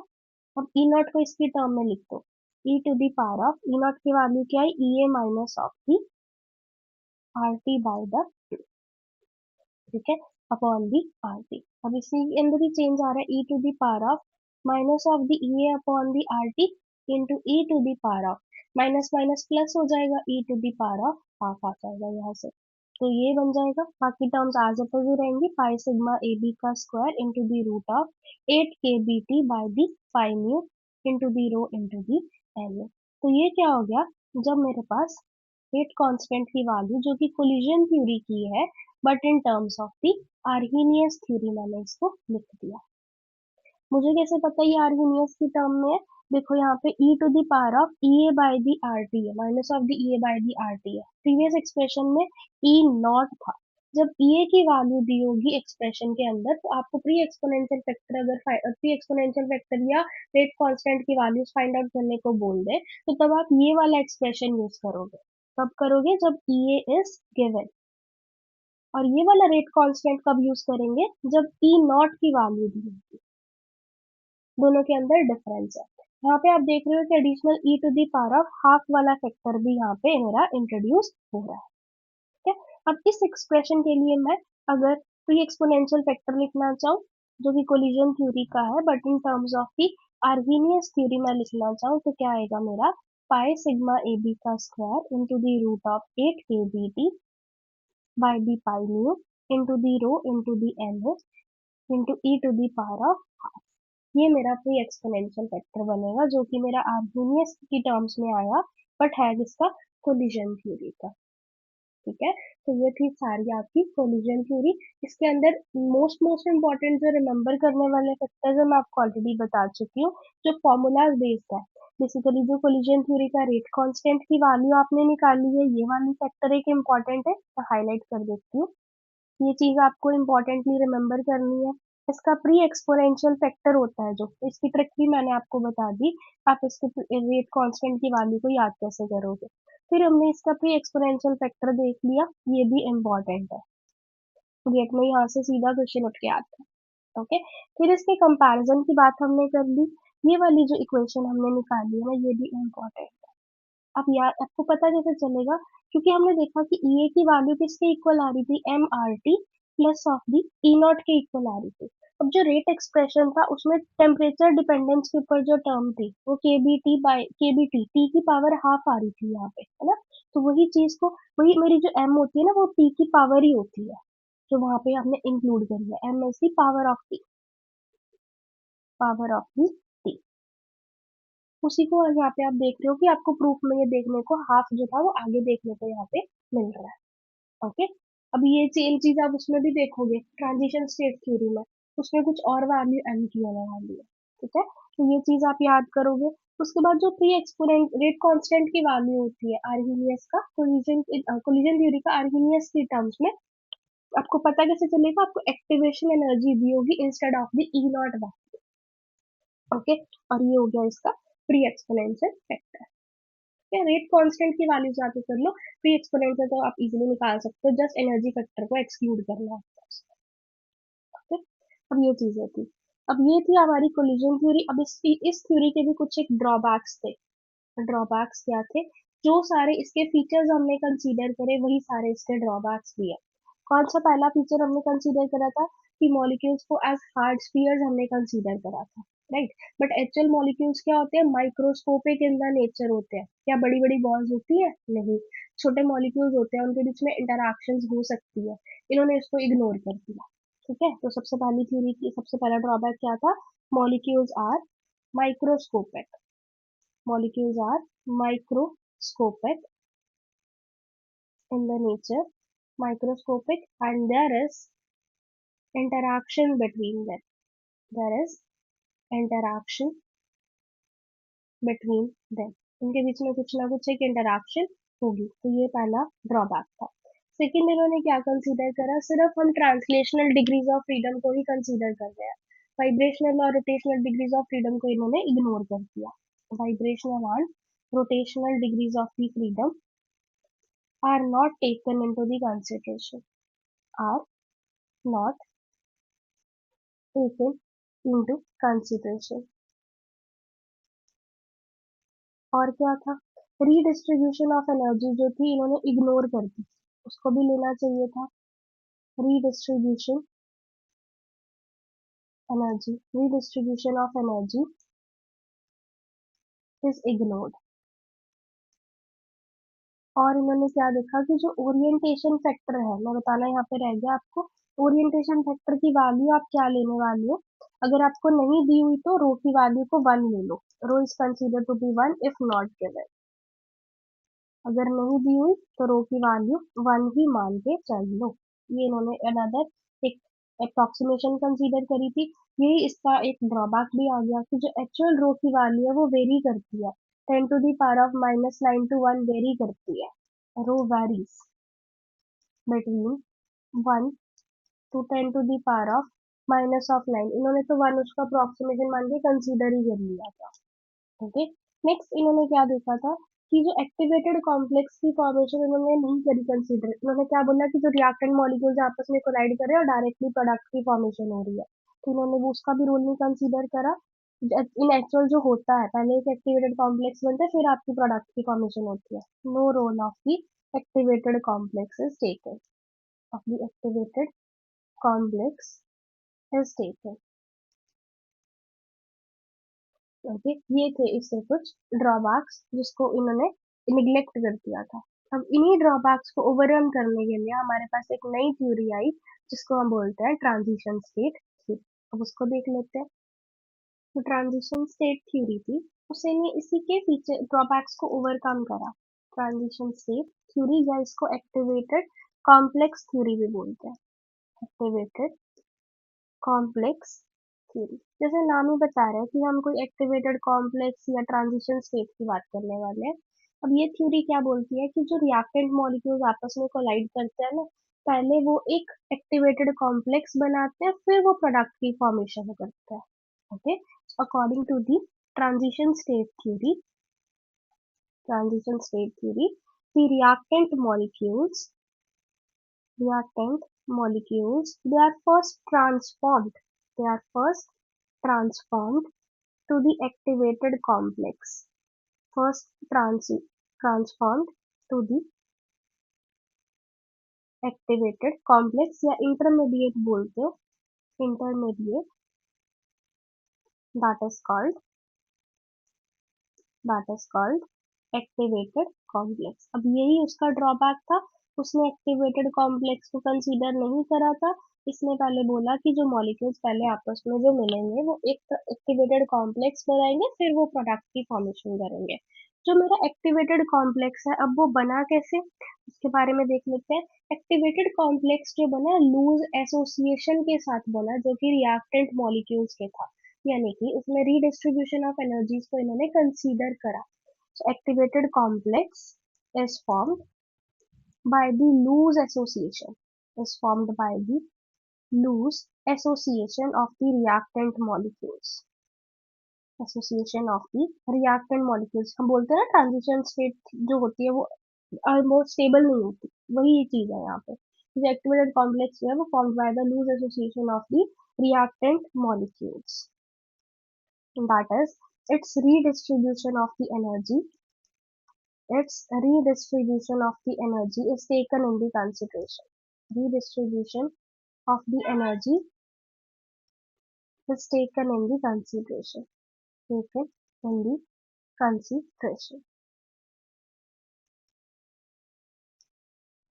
अब जो मेरा activated complex बोला, जैसे हमने बोलते हैं कि वो ज्यादा स्टेबल नहीं होता, वही एक्टिवेटेड कॉम्प्लेक्स मेरा अनस्टेबल होने के कारण ही मेरे को प्रोडक्ट की फॉर्मेशन देता है। Activated complex is unstable and give the product formation and give product। Okay, तो ये है ट्रांजिशन स्टेट थ्योरी। इसका मैकेनिज्म अब आप देखो कि जो मॉलिक्यूल ए है और जो बी है, सबसे पहले क्या मानती है ये थ्योरी, मानती है कि एक इक्विलिब्रियम प्रेजेंट होता है, जो रिएक्टेंट मॉलिक्यूल्स और एक्टिवेटेड कॉम्प्लेक्स जो बनता है मेरा, और फिर ये एक्टिवेटेड कॉम्प्लेक्स मेरा प्रोडक्ट की फॉर्मेशन देता है। ठीक है, तो सबसे पहले इसने यही चीज को कंसीडर करा। इसके कुछ जो फीचर्स थे, फीचर्स जो आते हैं इसके, सबसे मोस्ट इम्पॉर्टेंट यही फीचर है। ये statement based question previous year में आ चुका है कि जो इक्विलिब्रियम प्रेजेंट होता है वो किसके बीच में प्रेजेंट होता है, टीएसपी में। Equilibrium is present between the reactant and the activated complex, इनके बीच में एक इक्विलिब्रियम प्रेजेंट होता है। कैसे इक्विलिब्रियम का कांस्टेंट आप कैसे लिखोगे, a प्लस बी जो है वो मेरे इक्विलिब्रियम में है, एक एक्टिवेटेड कॉम्प्लेक्स जिसको आप एक्स डैश बोल सकते हो। फॉरवर्ड का रेट कांस्टेंट k1 है, रिवर्स का k इनवर्स है। इस इक्विलिब्रियम का अगर मुझे इक्विलिब्रियम कांस्टेंट लिखना है K1 by the K inverse, वो किसके इक्वल आएगा, प्रोडक्ट की कंसंट्रेशन अपॉन दी रिएक्टेंट की कंसंट्रेशन। अब यहाँ से अगर मुझे एक्टिवेटेड कॉम्प्लेक्स की कंसंट्रेशन निकालनी हो तो वो किसके इक्वल आएगी, K1 by the K inverse into the A into the B के इक्वल। तो ये कंसंट्रेशन आती है आपकी एक्टिवेटेड कॉम्प्लेक्स की। ठीक है, नेक्स्ट फीचर जो इसमें कंसीडर करा कि जो एक्टिवेशन एनर्जी जो होती है, इसके हर हर थ्योरी के लिए एक्टिवेशन एनर्जी की जो यूनिट्स जो डेफिनेशन थी वो अलग थी। इसके अंदर क्या होती है कि activation energy is the energy जो आप रिएक्टेड मॉलिक्यूल्स को देते हो ताकि वो एक कॉम्प्लेक्स एक्टिवेटेड कॉम्प्लेक्स फॉर्म कर सके। Activation energy is the energy is the energy given to the reactants given to the reactants to form the given to the reactants to form the activated complex। इनको आप कितनी energy दे रहे हो ताकि वो activated complex की formation कर पाए। ओके, नेक्स्ट क्या इन्होंने कंसीडर करा कि जो अब मेरा एक्टिवेटेड कॉम्प्लेक्स था वो अनस्टेबल था, वही मेरी प्रोडक्ट की फॉर्मेशन दे रहा है, राइट। तो ऐसा क्या इन्होंने कंसीडर करा, पीछे उन्होंने पिछली थ्योरी में क्या था, सिर्फ ट्रांसलेशनल डिग्रीज ऑफ फ्रीडम को कंसीडर करा था, इसमें वाइब्रेशनल को कंसीडर करा गया। इसमें बोलते कहते हैं कि जो एक्टिवेटेड कॉम्प्लेक्स होता है ना उसमें एक loose vibrational degree of freedom होती है, तभी वो एक ब्रेक होती है और मेरे फाइनल प्रोडक्ट की फॉर्मेशन होती है। ठीक है, इसमें बोलते हैं one loose vibrational degree of the freedom, vibrational degree of the freedom is present that result in product formation, that result specifically किसमें present होती है, in the activated complex that results in the product formation। तो यही आपको product की formation देगी। और इसकी जो फ्रीक्वेंसी होती है वो किससे निकालेंगे, वाइब्रेशनल डिग्री ऑफ फ्रीडम की जो फ्रीक्वेंसी होती है वो किसके इक्वल आती है, K B T by the H. ये होती है मेरी उस loose vibrational degree of freedom की frequency, frequency of the loose vibrational degree of the freedom. Okay, तो ये कुछ इसके फीचर्स है। अब हम देखते हैं कि जो फाइनल रेट एक्सप्रेशन होता है ट्रांजिशन स्टेट थ्योरी का, वो किसके ऊपर डिपेंड करता है। कोलिजन के अंदर 3 फैक्टर्स के ऊपर डिपेंड कर रहा था, इसके अंदर 2 फैक्टर्स के ऊपर डिपेंड करता है। पहला फैक्टर तो डिपेंड करता है ये concentration of the activated complex पे, concentration of the activated complex, हम ऑलरेडी इस चीज को निकाल चुके हैं। Concentration of the activated complex जो पहले फीचर में था। सेकेंड चीज किस पे डिपेंड करती है, ये frequency of the vibration, frequency of the vibration of the activated complex, जो कि अभी हमने सेकेंड फीचर में थर्ड फीचर में इसके देखी है। ओके, तो ये इन दोनों चीजों के ऊपर डिपेंड करता है, तो मतलब रेट ऑफ द एक्सप्रेशन किसके इक्वल आने वाला है, जिसकी फ्रीक्वेंसी ऑफ वाइब्रेशन जो कि है K B T by the H, right. और जो कंसंट्रेशन हमने निकाली है देख सकते हो, frequency K B T by the H की, और कंसंट्रेशन मेरी जो आई है वो ये वाली है, के one by the K dash into the A into the B, यानी कि इसकी कंसंट्रेशन एक्स डैश के इक्वल आती है, जो कि मेरा किसके इक्वल बन जाएगा, K B T by the H into K one by the K inverse into the concentration of K into the K one by the K dash आपका इक्विलिब्रियम कांस्टेंट ही होता है, इसको वैसे भी लिख सकते हो, K B T by the H into the K equilibrium into the A into the B. ठीक है, तो ये आपका फाइनल रेट एक्सप्रेशन। अब ओवरऑल रिएक्शन हो क्या रही है मेरी, ए प्लस बी मिलके मेरे को प्रोडक्ट की फॉर्मेशन दे रहा है, इसका रेट कांस्टेंट के डैश है, इसका रेट एक्सप्रेशन क्या आएगा, K dash times the A into the B. अब ये मेरी डबल स्टार मान लो और ये मेरी स्टार इक्वेशन, दोनों है तो सेम ही इक्वेशन की रेट एक्सप्रेशन है, दोनों को इक्वेट कर सकता है। यहाँ से मेरा जो के डैश आया जो कि मेरा है अब ट्रांजिशन स्टेट थ्योरी का, ये किसके इक्वल आता है, K D T by D H into the K, जो कि है इक्विलिब्रियम कांस्टेंट। देख सकते हो K B T by D H into the K equilibrium, A B इसमें भी था, ए बी इसमें भी था, दोनों कैंसिल आउट हो जाएंगे, के डैश मेरा इसके इक्वल आ रहा है। अब मेन चीज है मुझे के इक्विलिब्रियम की वैल्यू को फाइंड आउट करना है। के इक्विलिब्रियम को फाइंड आउट करने के आपके पास दो अप्रोचेज होते हैं, एक तो थर्मोडायनेमिक, थर्मोडायनेमिक अप्रोच होती है, और दूसरी क्या होती है आपकी स्टैटिस्टिकल अप्रोच। अभी वन बाय वन इन दोनों को भी देख लेते हैं। सबसे पहले कौन सी देखते हैं, थर्मोडायनेमिक अप्रोच, मतलब थर्मोडायनेमिक्स का यूज करना है, थर्मोडायनेमिक अप्रोच। तो हमें पता है डेल्टा जी की वैल्यू किसके इक्वल होती है, minus of the R T L N of the K equilibrium के इक्वल होती है। यहाँ से आप के इक्विलिब्रियम की वैल्यू को फाइंड आउट कर सकते हो। के इक्विलिब्रियम आपका किसके इक्वल आएगा, e to the power of minus of the delta g upon the RT। ये आएगा कि इक्विलिब्रियम की वैल्यू। अब मुझे ये भी पता है डेल्टा जी की वैल्यू किसके इक्वल होती है, delta H minus of the T delta S. अब हम सारी बातें एक्टिवेटेड कॉम्प्लेक्स की कर रहे हैं, तो यहाँ पे हाश साइन आप लगा, ओके। डेल्टा जी मेरा delta H minus of T delta S के इक्वल होता है। अब मुझे डेल्टा एच की वैल्यू को भी पता है, ये किसके इक्वल होती है, delta U plus P delta we. पर अगर कोई केमिकल रिएक्शन होती है तो किसकी टर्म्स में लिखते हो, plus of the delta N G dash into the R T, right. तो इसको आप ऊपर सब्स्टिट्यूट कर सकते हो। डेल्टा जी डैश की वैल्यू किसके इक्वल आएगी, delta U dash plus of the delta N G dash into the R T minus of the T delta S dash. ये वैल्यू आ रही है आपकी डेल्टा जी की। तो यानी कि मेरा के इक्विलिब्रियम किसके इक्वल बन जाएगा, e to the power of minus of, नीचे डिनोमिनेटर में तो आर टी है, ऊपर delta U dash plus of the delta N G dash into the R T minus of the T delta S dash. Separate out कर लो इसको, के equilibrium की वैल्यू आ जाएगी। तो यहाँ से हमारे के इक्विलिब्रियम की वैल्यू क्या आ जाएगी, देख लो। के इक्विलिब्रियम हो जाएगा आपका कि e to the power of minus of the delta u dash upon the rt into e to the power of minus of the delta ng hash, क्योंकि rt से rt इसके ऊपर कैंसिल आउट हो जाएंगे, राइट। और minus minus plus हो जाएगा, plus of the delta S dash upon the R, e to the power of delta s dash upon the R. ये हो गया के इक्विलिब्रियम।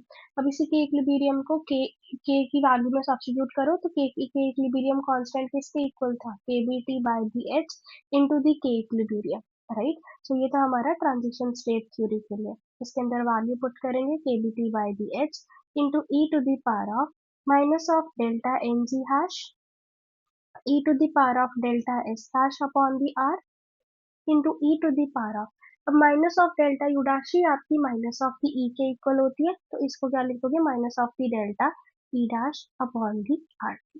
सो ये हो गया आपका K equilibrium constant for the transition state theory using the thermodynamic approach, okay. अब इसी के अंदर इसका प्री एक्सपोनेंशियल फैक्टर अगर मुझे निकालना है तो क्या करूंगी, एनर्जी वाली टर्म को एक्सक्लूड कर दो, तो pre exponential factor for the transition state theory आ जाएगा K B T by D H E to the power of minus of the delta N G hash into the delta E to the power of delta S dash upon the are.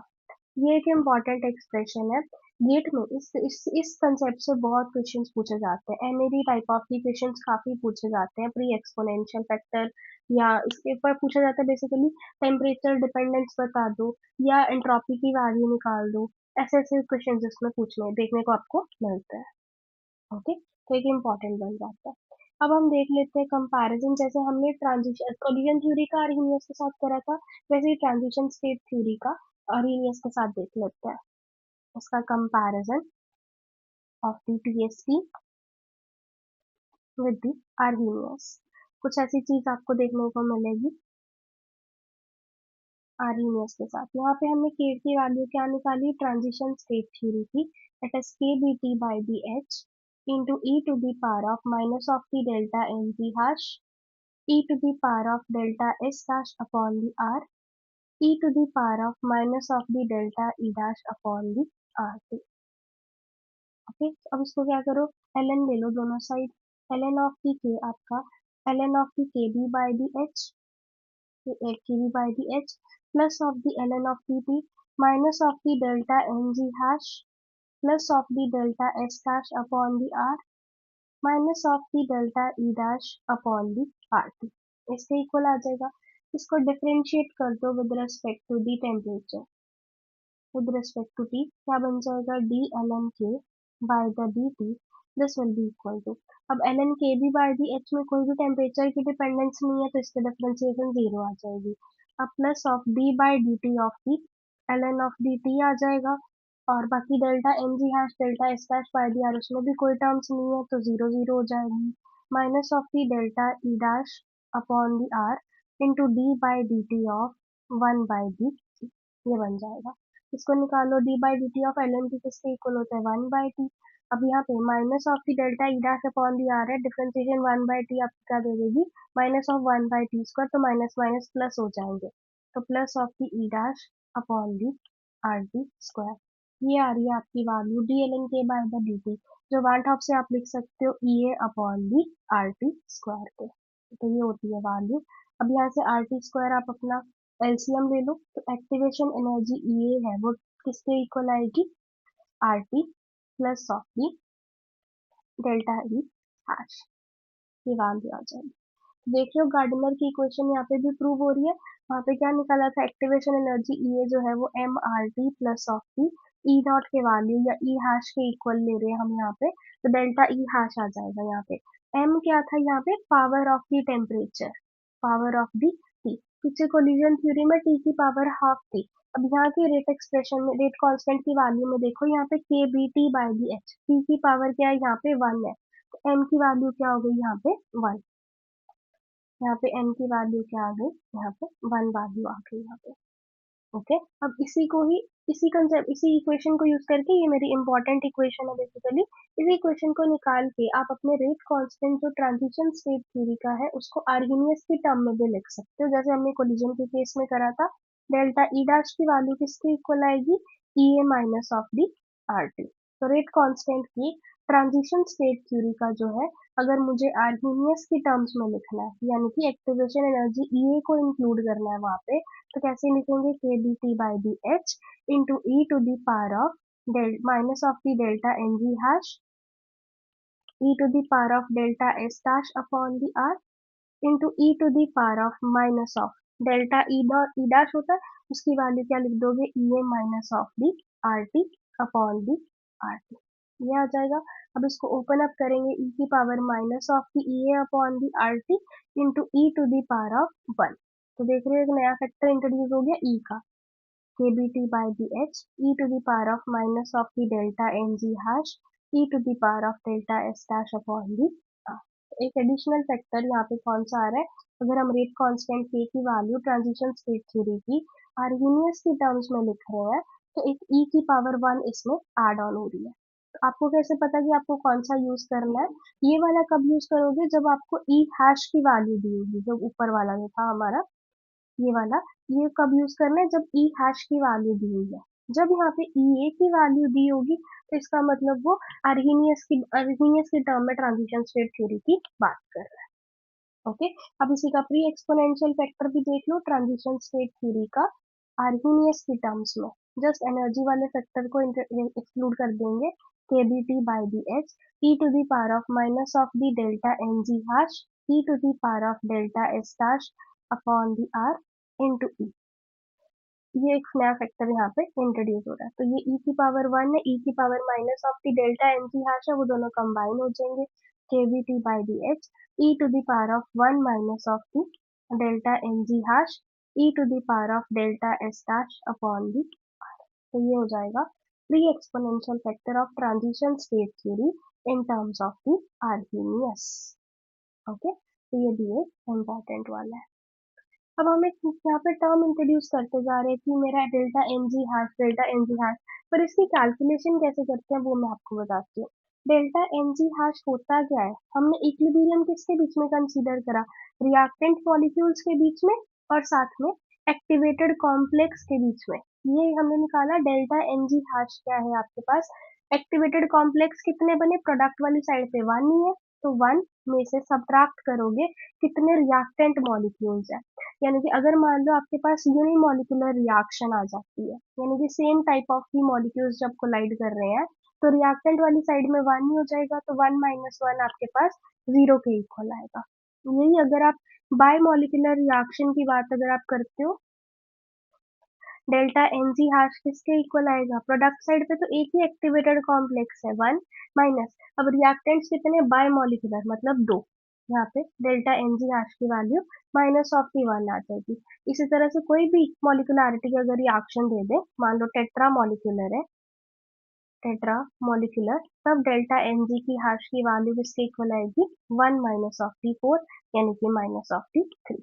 ऐसे ही आप किसी भी molecularity की reaction की delta N G hash की value आप find out कर सकते हो, और यही आपको ऊपर सब्स्टिट्यूट करनी है क्वेश्चन के अंदर। ये आपको गिवन नहीं होगा, आपको मॉलिक्यूलरिटी गिवन होगी क्वेश्चन के अंदर, तो वहां से आपको डेल्टा एन जी हैश की वैल्यू को फाइंड आउट करना है। ओके, अब चलते हैं हमारे नेक्स्ट टॉपिक, जो कि है एक हमारा रिलेशनशिप है between, relationship between delta H dash and activation energy, activation energy। अब मुझे पता है कि डेल्टा एच किसके इक्वल था, डेल्टा एच डैश जो था वो हमने लिखा था delta U dash plus of the delta N G R T, delta N G hash into the R T. अब डेल्टा यू डैश ही मेरा डेल्टा ई डैश है, ठीक है, plus of the delta N G hash into the R T. अब मुझे activation energy के terms में लिखना है, तो डेल्टा ई हैश की वैल्यू हमने फाइंड आउट करी है पीछे, किसके इक्वल आ रही है, ये हमारी E A minus of the R T के इक्वल है। तो इसको पुट करो यहाँ पे, E A minus of the R T plus of the delta N G hash into the R T, ये दोनों आर टी वाले कंबाइन करो, E A plus of the delta N G hash minus of the 1 times the R T, ये आपकी इसके equal आ जाएगी delta H dash. तो देख रहे हो डेल्टा एच डैश की रिलेशनशिप एक्टिवेशन एनर्जी मतलब ई ए के साथ, तो ये इक्वेशन होती है। अब मेरे पास अगर मॉलिक्यूलरिटी की मैं बात करती हूँ यहाँ पे, कि मेरे पास अगर यूनिमॉलिक्यूलर रिएक्शन है, यूनिमॉलिक्यूलर रिएक्शन है, उस टाइम पे डेल्टा एन जी हैश की वैल्यू कितनी आएगी, 1 माइनस 1 विच इज 0, उसको इसमें पुट करो तो डेल्टा एच हैश किसके इक्वल आ जाएगा, E A minus of the R T, इसके इक्वल आ जाएगा। सिमिलरली अगर मैं बाय मॉलिक्यूलर रिएक्शन की बात अगर अब करती हूँ, तो उसके लिए डेल्टा एन जी हैश की वैल्यू क्या आएगी, 1 minus of T 2 which is minus of T 1, तो इसको पुट करो E A minus of T 2 R T आ जाएगा, it is equal to delta H dash. Similarly अगर आप ट्राई मॉलिक्यूलर रिएक्शन की बात अगर आप करोगे, ट्राई मॉलिक्यूलर, उसमें क्या आएगी, डेल्टा एच हैश की value E A minus of the 3 are T. तो ऐसे करके हमारी रिलेशनशिप्स निकलती है कि डिफरेंट मॉलिक्यूलरिटीज की different and delta N G hash की वैल्यू होती है और उसकी रिलेशनशिप हम ऐसे निकालते हैं। ये टॉपिक भी आपका कुछ एक इम्पोर्टेंट है सकता है। ओके, तो दिस वाज ऑल अबाउट आपकी पहली अप्रोच जो आप यूज करते हो to find the equilibrium constant K की वैल्यू, जो कि हम ट्रांजिशन स्टेट थ्योरी की निकालते हैं यूजिंग दी थर्मोडायनेमिक अप्रोच। अब हम देखते हैं कि स्टैटिस्टिकल अप्रोच को यूज करके हम के इक्विलिब्रियम की वैल्यू फाइंड आउट कैसे करते हैं, और हेंस हम लोग rate constant for transition state theory कैसे फाइंड आउट करेंगे। तो next we are starting now, that is about the statistical approach. Statistical की बात कर रहे हैं मतलब कुछ एक पार्टीशन फंक्शन से रिलेटेड टर्म्स होने वाली है। स्टैटिस्टिकल अप्रोच कंसेप्ट वही है इसमें भी, कि आपके जो रिएक्टेंट मॉलिक्यूल्स ए और बी हैं, मान लो ये दोनों आपस में रिएक्ट करके प्रोडक्ट की फॉर्मेशन दे रहे हैं, सबसे पहले ये एक एक्टिवेटेड कॉम्प्लेक्स एक्स डैश को फॉर्म करेंगे, जिसका के इक्विलिब्रियम ऐसा होगा। के इक्विलिब्रियम हम लिख कैसे सकते हैं, जो हमारा प्रोडक्ट की कंसेंट्रेशन है अपॉन दी रिएक्टेंट, तो हम स्टैटिस्टिकल की टर्म्स में बात कर रहे हैं तो इसके पार्टीशन फंक्शंस की टर्म्स में आ जाएंगे, upon the partition function of the molecule A into the partition function of the molecule B, और साथ में इसके टर्म ऐड होगी जो कि एनर्जी की टर्म्स है, minus of the delta E dash upon the R T, तो ये होता है आपका के इक्विलिब्रियम। अब नेक्स्ट, अब इसका पार्टीशन, इसका हमने के इक्विलिब्रियम फाइंड आउट कर लिया, तो रेट कांस्टेंट के जो ट्रांजिशन स्टेट थ्योरी का था वो क्या था, K B T by D H into the K equilibrium की वैल्यू को सब्स्टिट्यूट कर दो K B T by D H into the partition function which is of the activated complex upon partition function of the various reactant molecules which are involved into the energy E dash upon the RT। ये हो जाएगा आपका rate constant के using the statistical approach. अब इसी का pre exponential अगर factor मुझे निकालना हो तो एनर्जी वाली टर्म को एक्सक्लूड कर दो, K B T by B H into the partition function जो कि एक्टिवेटेड कॉम्प्लेक्स का है upon the various reactant molecules A और बी। ओके, तो ये होगा आपका प्री एक्सपोनेंशियल फैक्टर और जो रेट कांस्टेंट के की वैल्यू आती है आपकी यूजिंग दी स्टैटिस्टिकल अप्रोच। ये वाला तो इतना इम्पोर्टेंट है ना, इससे काफी बार क्वेश्चन ऐसे पूछा जाता है कि ट्रांजिशन स्टेट थ्योरी के स्टैटिस्टिकल अप्रोच के थ्रू जो हमारा प्री एक्सपोनेंशियल फैक्टर की टेम्परेचर के ऊपर डिपेंडेंस पूछी जाती है, तो वो कैसे सॉल्व करते हैं वो मैं आपको बताती हूँ। उससे पहले जो पार्टीशन फंक्शन की वैल्यूज तो हमने बोल दिया कि पार्टीशन फंक्शन आएगा, पर आप इसको कैलकुलेट कैसे करने वाले हो वो भी बताती हूँ। तो सबसे पहले पार्टीशन फंक्शन होता क्या है, क्यू की वैल्यू होती है। पार्टीशन फंक्शन आपको बताता है number of the accessible states, number of the states जो कि एक पर्टिकुलर टेम्परेचर पे मॉलिक्यूल्स के पास असेसिबल होती है। Number of the states accessible at a particular temperature, at particular temperature T, particular temperature T पे कितनी स्टेट्स असेसिबल है वो आपको पार्टीशन फंक्शन बताता है। अब जो पार्टीशन फंक्शन होता है वो मेरा मल्टीप्लिकेटिव होता है, multiplicative of the partition function जो कि ट्रांसलेशनल डायरेक्शन में है into the rotational and the partition function of the vibrational motion, इन तीनों के प्रोडक्ट के इक्वल होता है। अब ट्रांसलेशनल डिग्रीज ऑफ फ्रीडम की बात अगर आप करते हो, चाहे आपका मॉलिक्यूल लीनियर है चाहे आपका मॉलिक्यूल नॉन लीनियर है, आपके पास तीन ही ट्रांसलेशनल डिग्रीज ऑफ फ्रीडम आती है। तो यहाँ पे T to the power of 3/2 के प्रोपोर्शनल होता है, और नॉन लीनियर के केस में भी T to the power of 3/2 के ही प्रोपोर्शनल होता है। जबकि क्यों अगर हम रोटेशनल की बात करते हैं, रोटेशनल पार्टीशन फंक्शन की बात अगर हम करते हैं, जो मॉलिक्यूल्स डिफरेंट है, अगर मेरे पास लीनियर मॉलिक्यूल है तो दो रोटेशनल डिग्रीज ऑफ फ्रीडम आते हैं, तो टेम्परेचर की डिपेंडेंस 2/2 होती है। अगर आपका मॉलिक्यूल नॉन लीनियर है तो उसके ऊपर उसके पास तीन रोटेशनल डिग्रीज ऑफ फ्रीडम है, तो T to the power of 3/2 होता है। जबकि हमारे पास वाइब्रेशनल डिग्रीज ऑफ फ्रीडम जो होते हैं, क्यू वाइब्रेशनल होता है, वो भी मॉलिक्यूल मेरा लीनियर है या नॉन लीनियर उस पर डिपेंडेंट होता है, लीनियर है या नॉन लीनियर। ये आएगा टी, जैसे अगर लीनियर है तो इसके अंदर 3n - ऑफ दी 6 आ जाती है, 3n - of the 5, sorry, 3n - of the 5 vibrational degrees of freedom होती है, तो T to the power of 3n - of the 5। whereas non linear आपके पास 3n - ऑफ दी 6 होती है, तो T to the power of 3n - of the 6 लिखते हो। पर ये आपको इंक्लूड नहीं करनी होती, क्योंकि रूम टेम्परेचर के ऊपर अगर हम बात करते हैं, रूम टेम्परेचर पे, तो आपको वाइब्रेशनल पार्टीशन फंक्शन की वैल्यू 1 ही लेनी होती है। ठीक है, तो इनको आपको इग्नोर करना होता है। तो ये तो सिंपल मॉलिक्यूल्स की बात अगर हमने कर ली। यही अगर मैं एक्टिवेटेड कॉम्प्लेक्स की बात अगर मैं करती हूँ, उसके अंदर भी जो ट्रांसलेशनल डिग्रीज ऑफ फ्रीडम है वो तो तीन ही आने वाली है। ठीक है, जो रोटेशनल आने वाली है वो डिपेंड करेंगी मॉलिक्यूल आपका लीनियर है या नॉन लीनियर है, या आपका नॉन लीनियर है। अगर आपका मॉलिक्यूल लीनियर है तो दो आ जाएंगी, अगर नॉन लीनियर है तो आपकी तीन आ जाएंगी। और अगर आप वाइब्रेशनल की बात आप करते हो, वाइब्रेशनल वाला कंसेप्ट आपका इंपॉर्टेंट है। अगर आपका लीनियर है तो टोटल कितनी होती है, 3n - ऑफ दी 5, पर इसमें से एक सब्ट्रैक्ट करनी पड़ेगी, क्योंकि हमने इसके फीचर्स में देखा था कि एक loose vibrational degree of the freedom होती है एक्टिवेटेड कॉम्प्लेक्स की, जो कि इसको प्रोडक्ट में कन्वर्ट करती है। तो इसका आंसर 3n - ऑफ दी 6 होगा। और अगर आपका एक्टिवेटेड कॉम्प्लेक्स नॉन लीनियर है तो आपके पास 3n - ऑफ दी 7 आएगी। यही वाली चीज आपकी बहुत इंपॉर्टेंट है, एग्जाम में डायरेक्ट सिंपली तीन दो दो नंबर में भी, कभी कभी 4 नंबर में भी क्वेश्चन ऐसा पूछा जा सकता है कि vibrational degrees of the freedom अगर आपका एक्टिवेटेड कॉम्प्लेक्स लीनियर है तो कितनी आएंगी। जनरली हम सोच रहे थे 3n - 5, पर वो आपको नेगेटिव देके जाता है 3n - 6। एक loose vibrational degree of the freedom को भी आपको कंसीडर करना होता है। सिमिलरली नॉन लीनियर का भी पूछा गया एक दो बार एग्जाम में, तो 3n - 7 उस केस में आंसर आता है।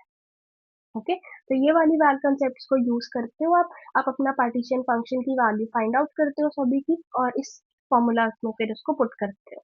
मैं आपको एक दो एग्जाम्पल्स इसकी बता देती हूँ कि आप उसको सॉल्व एग्जाम में कैसे करने वाले हो, एक दो रिएक्शन देख लेते हैं इसके लिए। ओके, तो सबसे पहले आप देखो, अगर आपके पास ऐसा कुछ क्वेश्चन आ जाता है कि आपके पास एटम है एक, वो एक लीनियर मॉलिक्यूल के साथ में कोलाइड कर रहा है और आपको जो एक्टिवेटेड कॉम्प्लेक्स मिल रहा है वो आपका नॉन लीनियर है और ये आपको प्रोडक्ट की फॉर्मेशन दे रहा है। अब आपको इसके लिए मुझे प्री एक्सपोनेंशियल फैक्टर ए की टेम्परेचर डिपेंडेंस बताना है। टेम्परेचर डिपेंडेंस वो क्या होने वाली है, कैसे लिखोगे? जो प्री एक्सपोनेंट, पहले तो देखो एटम है, एटम के अंदर ट्रांसलेशनल डिग्रीज ऑफ फ्रीडम ही होंगी, सिर्फ तीन ही ट्रांसलेशनल डिग्रीज ऑफ फ्रीडम होंगी, कोई रोटेशनल नहीं, कोई वाइब्रेशनल नहीं। ओके, क्योंकि ये मेरा एटम है। ठीक है, नेक्स्ट क्या है? लीनियर मॉलिक्यूल है। लीनियर मॉलिक्यूल है तो ट्रांसलेशनल इसके अंदर कितनी आएंगी?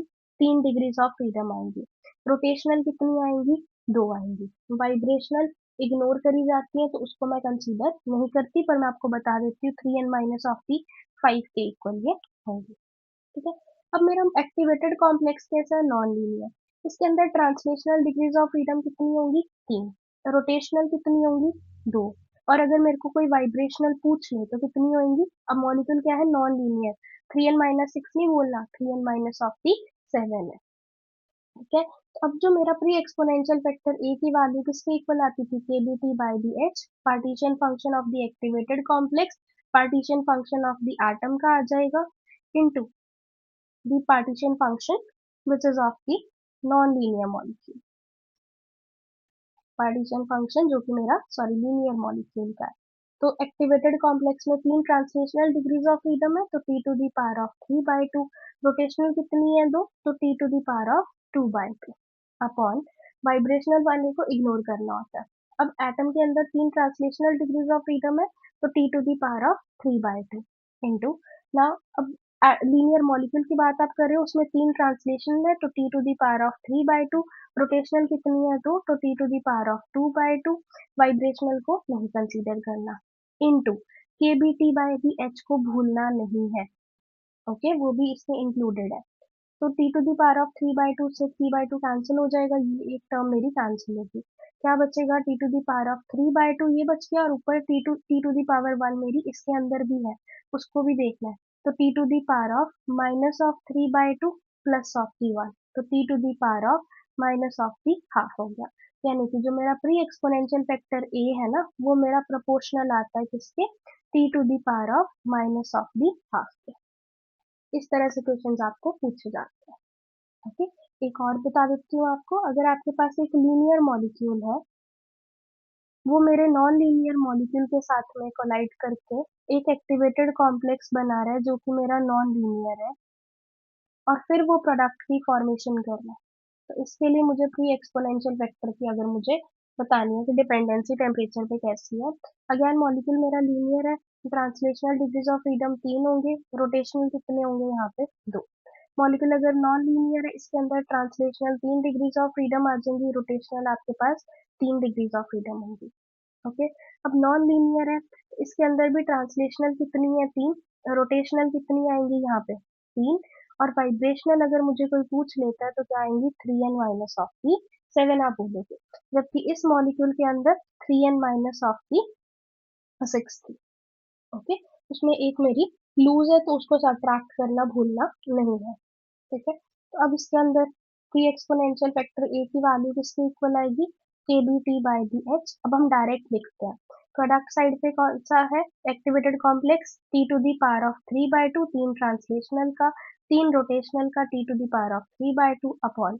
अब रिएक्टेंट टर्म्स में लीनियर मॉलिक्यूल में ट्रांसलेशनल तीन है, T to the power of 3/2 into T to the power of 2/2। ये मेरा लीनियर मॉलिक्यूल का हो गया। अब नॉन लीनियर का T to the power of 3/2 into T to the power of 3/2 जो कि दूसरे वाले मॉलिक्यूल है। अब इसको सॉल्व करो, T to the power of 3/2 से ये कैंसिल, एक 3/2 से ये वाली 3/2 गया, क्या बन गया? T to the power of 2/2 और T to the power of 3/2, T to the power of 5/2 बन रहा है, तो T to the power of 1 मेरा ऑलरेडी था, minus of the 5/2। Okay, so क्या बन जाएगा? T to the power of minus of 3/2। तो क्या बोल सकते हैं? ए की वैल्यू जो T to the power of minus of 3/2 के प्रोपोर्शनल है। ये मेरा आंसर है। इस तरह से आपको सॉल्व करने होते हैं क्वेश्चंस जो कि आपकी स्टैटिस्टिकल अप्रोच से पूछे जाते हैं। Okay, so with this we are done with our next theory जो कि थी आपकी ट्रांजिशन स्टेट थ्योरी। ओके, तो अब एक बार क्रॉस चेक कर ले हमारे कौन से टॉपिक्स रहते हैं। और कौन कौन से हमने डिस्कस कर दिया। तो चलो चलो चलो, काफी काफी स्लाइड हो चुकी है ये। देखो, सबसे पहले मैंने आपको प्रॉमिस करा कि मैं आपको थ्योरीज बताने वाली हूँ। आर्हीनियस की थ्योरी मैंने आपको बता दी। नेक्स्ट हमने कोलिजन थ्योरी देख ली, इसका रेट एक्सप्रेशन आपको याद रखना है। ट्रांजिशन स्टेट थ्योरी में हमने स्टैटिस्टिकल अप्रोच देख लिया और थर्मोडायनेमिक अप्रोच भी। अब एक लास्ट टॉपिक रह गया जो कि है हमारा सॉल्ट इफेक्ट, इसको भी डिस्कस कर लेते हैं। सॉल्ट इफेक्ट बेसिकली किसके लिए हम लोग डिफाइन करते हैं? ऐसी रिएक्शंस जो कि आयंस के बीच में हो रही होती है, ठीक है, रिएक्शन बिटवीन दी आयंस। तो देखो सॉल्ट इफेक्ट क्या कहता है। Salt effect. It is used for the reaction between the ions. अब आयनिक स्पीशीज इन्वॉल्व है, मुझे पता है उनके बीच में कुछ ना कुछ इलेक्ट्रोस्टैटिक फोर्सेस ऑफ इंटरैक्शंस भी होने वाली है, जिसकी वजह से क्या होता है, हमारा रेट ऑफ द रिएक्शन जो है वो डेविएट कर जाता है। तो कुछ ऐसी सॉल्यूशंस है जिनके अंदर हमारे पास नॉन इलेक्ट्रोलिटिक सॉल्यूशंस है, यानी कि वो जो कि आयंस में ब्रेक नहीं करी गई। ओके, सो क्या होती है ions involve? Ions have the electrostatic forces of interaction, electrostatic forces of the interactions. So the kinetics of the reactions, it deviates from the solution, from the kinetics of the reaction, kinetics of the reaction having the non-electrolytes, having non-electrolytes. तो उनसे different आती है। कराने को तो मैं इसका direct formula भी आपको बता दूं, बट बेटर है इसको डेरिवेशन के थ्रू ही आप इसको कर लो। देख लो एक बार, मान लो ए मॉलिक्यूल है जिसके ऊपर चार्ज क्या है जेड ए, दूसरा मॉलिक्यूल बी है जिसके ऊपर चार्ज है जेड बी। अब ये सेम उसी तरीके से चलेंगे, एक इक्विलिब्रियम कांस्टेंट की वैल्यू मतलब एक एक्टिवेटेड कॉम्प्लेक्स बनाते हैं, इक्विलिब्रियम एग्जिस्ट करेगा जो कि एक्टिवेटेड कॉम्प्लेक्स ए बी बना, जिसके ऊपर चार्ज क्या होगा Z A plus Z B का सम होगा, ठीक है, और ये मेरा प्रोडक्ट की फॉर्मेशन दे रहा है मुझे। अब इस केस में मैं जो इक्विलिब्रियम कांस्टेंट के डैश की वैल्यू लिखूंगी वो किसके इक्वल है? कंसंट्रेशन जो कि ए बी मॉलिक्यूल की है जिसके ऊपर चार्ज क्या है Z A plus of the Z B, upon the reactant molecule A जिसके ऊपर चार्ज है जेड है into the B which are the charge of Z B, right. अब हम सॉल्यूशंस की टर्म्स में बात कर रहे हैं, यानी कि हम कंसंट्रेशन नहीं उनकी एक्टिविटीज के टर्म्स में बात करते हैं। तो ये इंस्टेड ऑफ की कंसंट्रेशन ये उनकी एक्टिविटीज है। अब एक्टिविटीज को आप कैसे डिफाइन करते हो? Activity coefficient into the concentration, activities activity coefficient into the concentration of that species, right. तो ये आप कैसे लिखोगे? एक्टिविटी कोफिशिएंट जो कि है मेरा ए बी मॉलिक्यूल का जिसके ऊपर चार्ज क्या है Z A plus of the Z B into the concentration of the A into the B upon जो A मॉलिक्यूल है उसका activity coefficient into the A, इसके ऊपर चार्ज क्या आएगा Z A, activity coefficient of the B molecules into the B of it, ये हो जाएगा। अब सॉरी यहाँ पे ऊपर क्या था, ए बी था, ठीक है, तो ये ए बी डायरेक्ट मॉलिक्यूल ही है मेरा। अब यहाँ से क्या करते हैं, जैसे हमने पीछे ट्रांजिशन स्टेट थ्योरी में भी क्या कर रहे थे, जो एक्टिवेटेड कॉम्प्लेक्स था उसकी कंसंट्रेशन को फाइंड आउट कर रहे थे, तो ए बी की कंसंट्रेशन मेरी किसके इक्वल आ जाएगी? K dash into the activity coefficient of the molecule A with the charge Z A, B का with the charge Z B into the A into the B upon the activity coefficient A B जो कि आपका है Z A plus of the Z B, ये आ जाएगा। ये आपकी उसकी कंसंट्रेशन आ गई जो कि आपका एक्टिवेटेड कॉम्प्लेक्स यहाँ पे फॉर्म हुआ है। अब मेरे पास जो रेट ऑफ द रिएक्शन आएगा वो किसके इक्वल लिखते थे हम? फ्रीक्वेंसी थी जो कि केबीटी बाय दी एच के इक्वल इनटू द एबी की कंसंट्रेशन के इक्वल, ये बन जाएगा आपका KBT bye the H into activity coefficient of the A with the z upon the za, b का with the charge zb into the a into the b upon the activity coefficient of the A B Z A plus of the Z B charge के साथ, right. ये चीज आपकी बन गई। तो अब मेरे पास जो ओवरऑल रिएक्शन हो क्या रही थी, ए प्लस बी मिलकर आपको प्रोडक्ट दे रहे हैं, इनका रेट कांस्टेंट के डैश आएगा, तो के डैश की वैल्यू या इस रिएक्शन के लिए पहले रेट का एक्सप्रेशन क्या बन जाएगा मेरा, के dash into the A into the B के इक्वल ही आ जाएगा। अब दोनों जो इक्वेशन, दोनों जो रेट के एक्सप्रेशन बन रहे हैं, ये वाला स्टार डबल स्टार के साथ और ये वाला, है तो सेम ही रिएक्शन के, राइट। उनको मैं आयंस की तरह ट्रीट करके कर रही हूँ, इनको मैंने नहीं करा।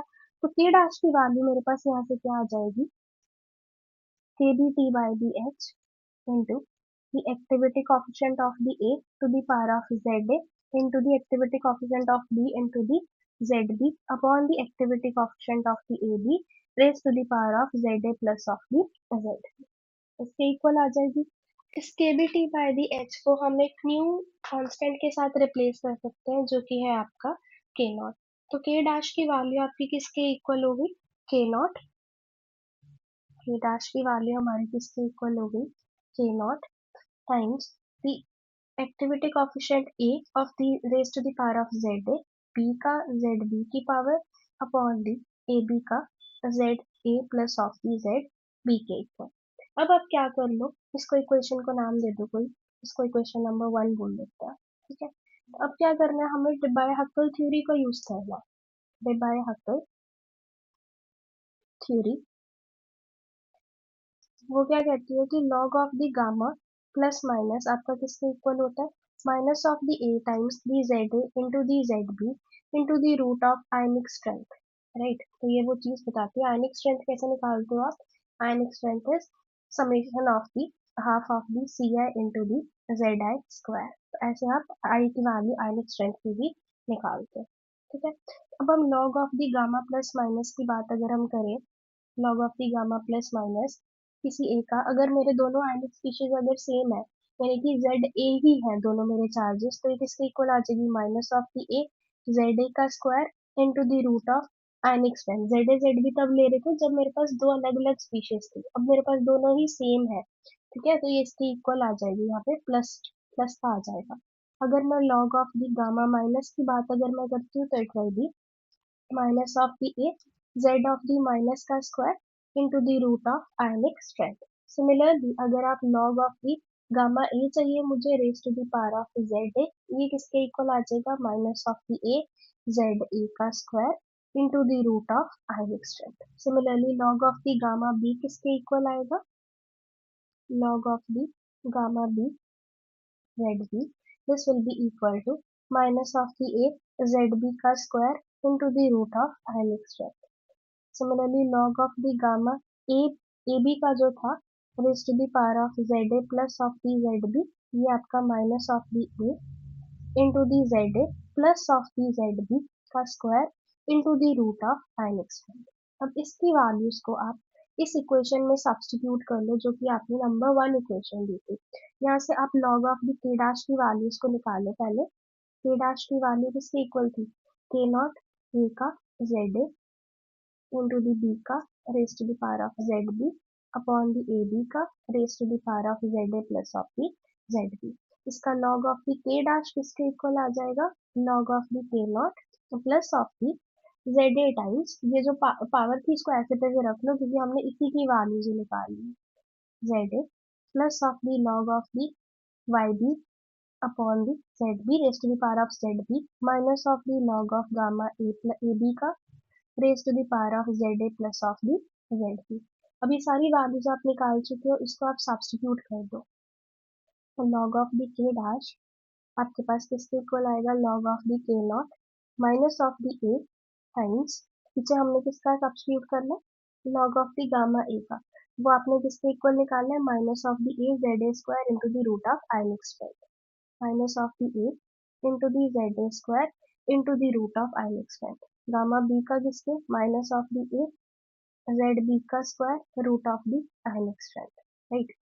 Minus of the minus minus plus हो जाएगा, plus of the A times the Z A plus of the Z B का square into the root of ionic square. अब ए प्लस बी का होल स्क्वायर बन रहा है, इसको open up कर दो।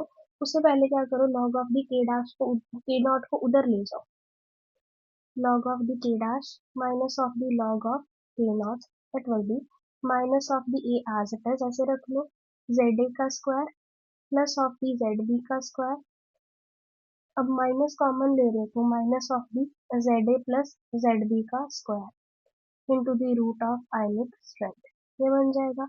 अब Z A plus Z B के स्क्वायर को ओपन कर दो, Z A square plus of the Z B square, क्योंकि यहाँ पे नेगेटिव बाहर है तो नेगेटिव को भी मैं अंदर ही इनकॉर्पोरेट कर देती हूँ पहले से ही, minus of the Z B square minus two A plus of the Z A into the Z two A times the Z into Z B आएगा, माइनस बाहर है तो minus of the two times the Z A into the Z B, ठीक है, minus of the A यहाँ पे Z A square plus of the Z B square, तो ये और ये कैंसिल, ये और ये कैंसिल हो गया, into the root of ionic strength, तो log of the K dash upon the K not, आपके पास किसके इक्वल आ रहा है, नेगेटिव नेगेटिव पॉजिटिव हो जाएगा, two A times the Z A into the Z B into the root of ionic strength, तो ये आ रहा है आपका पास फाइनल लिमिट एक्सप्रेशन।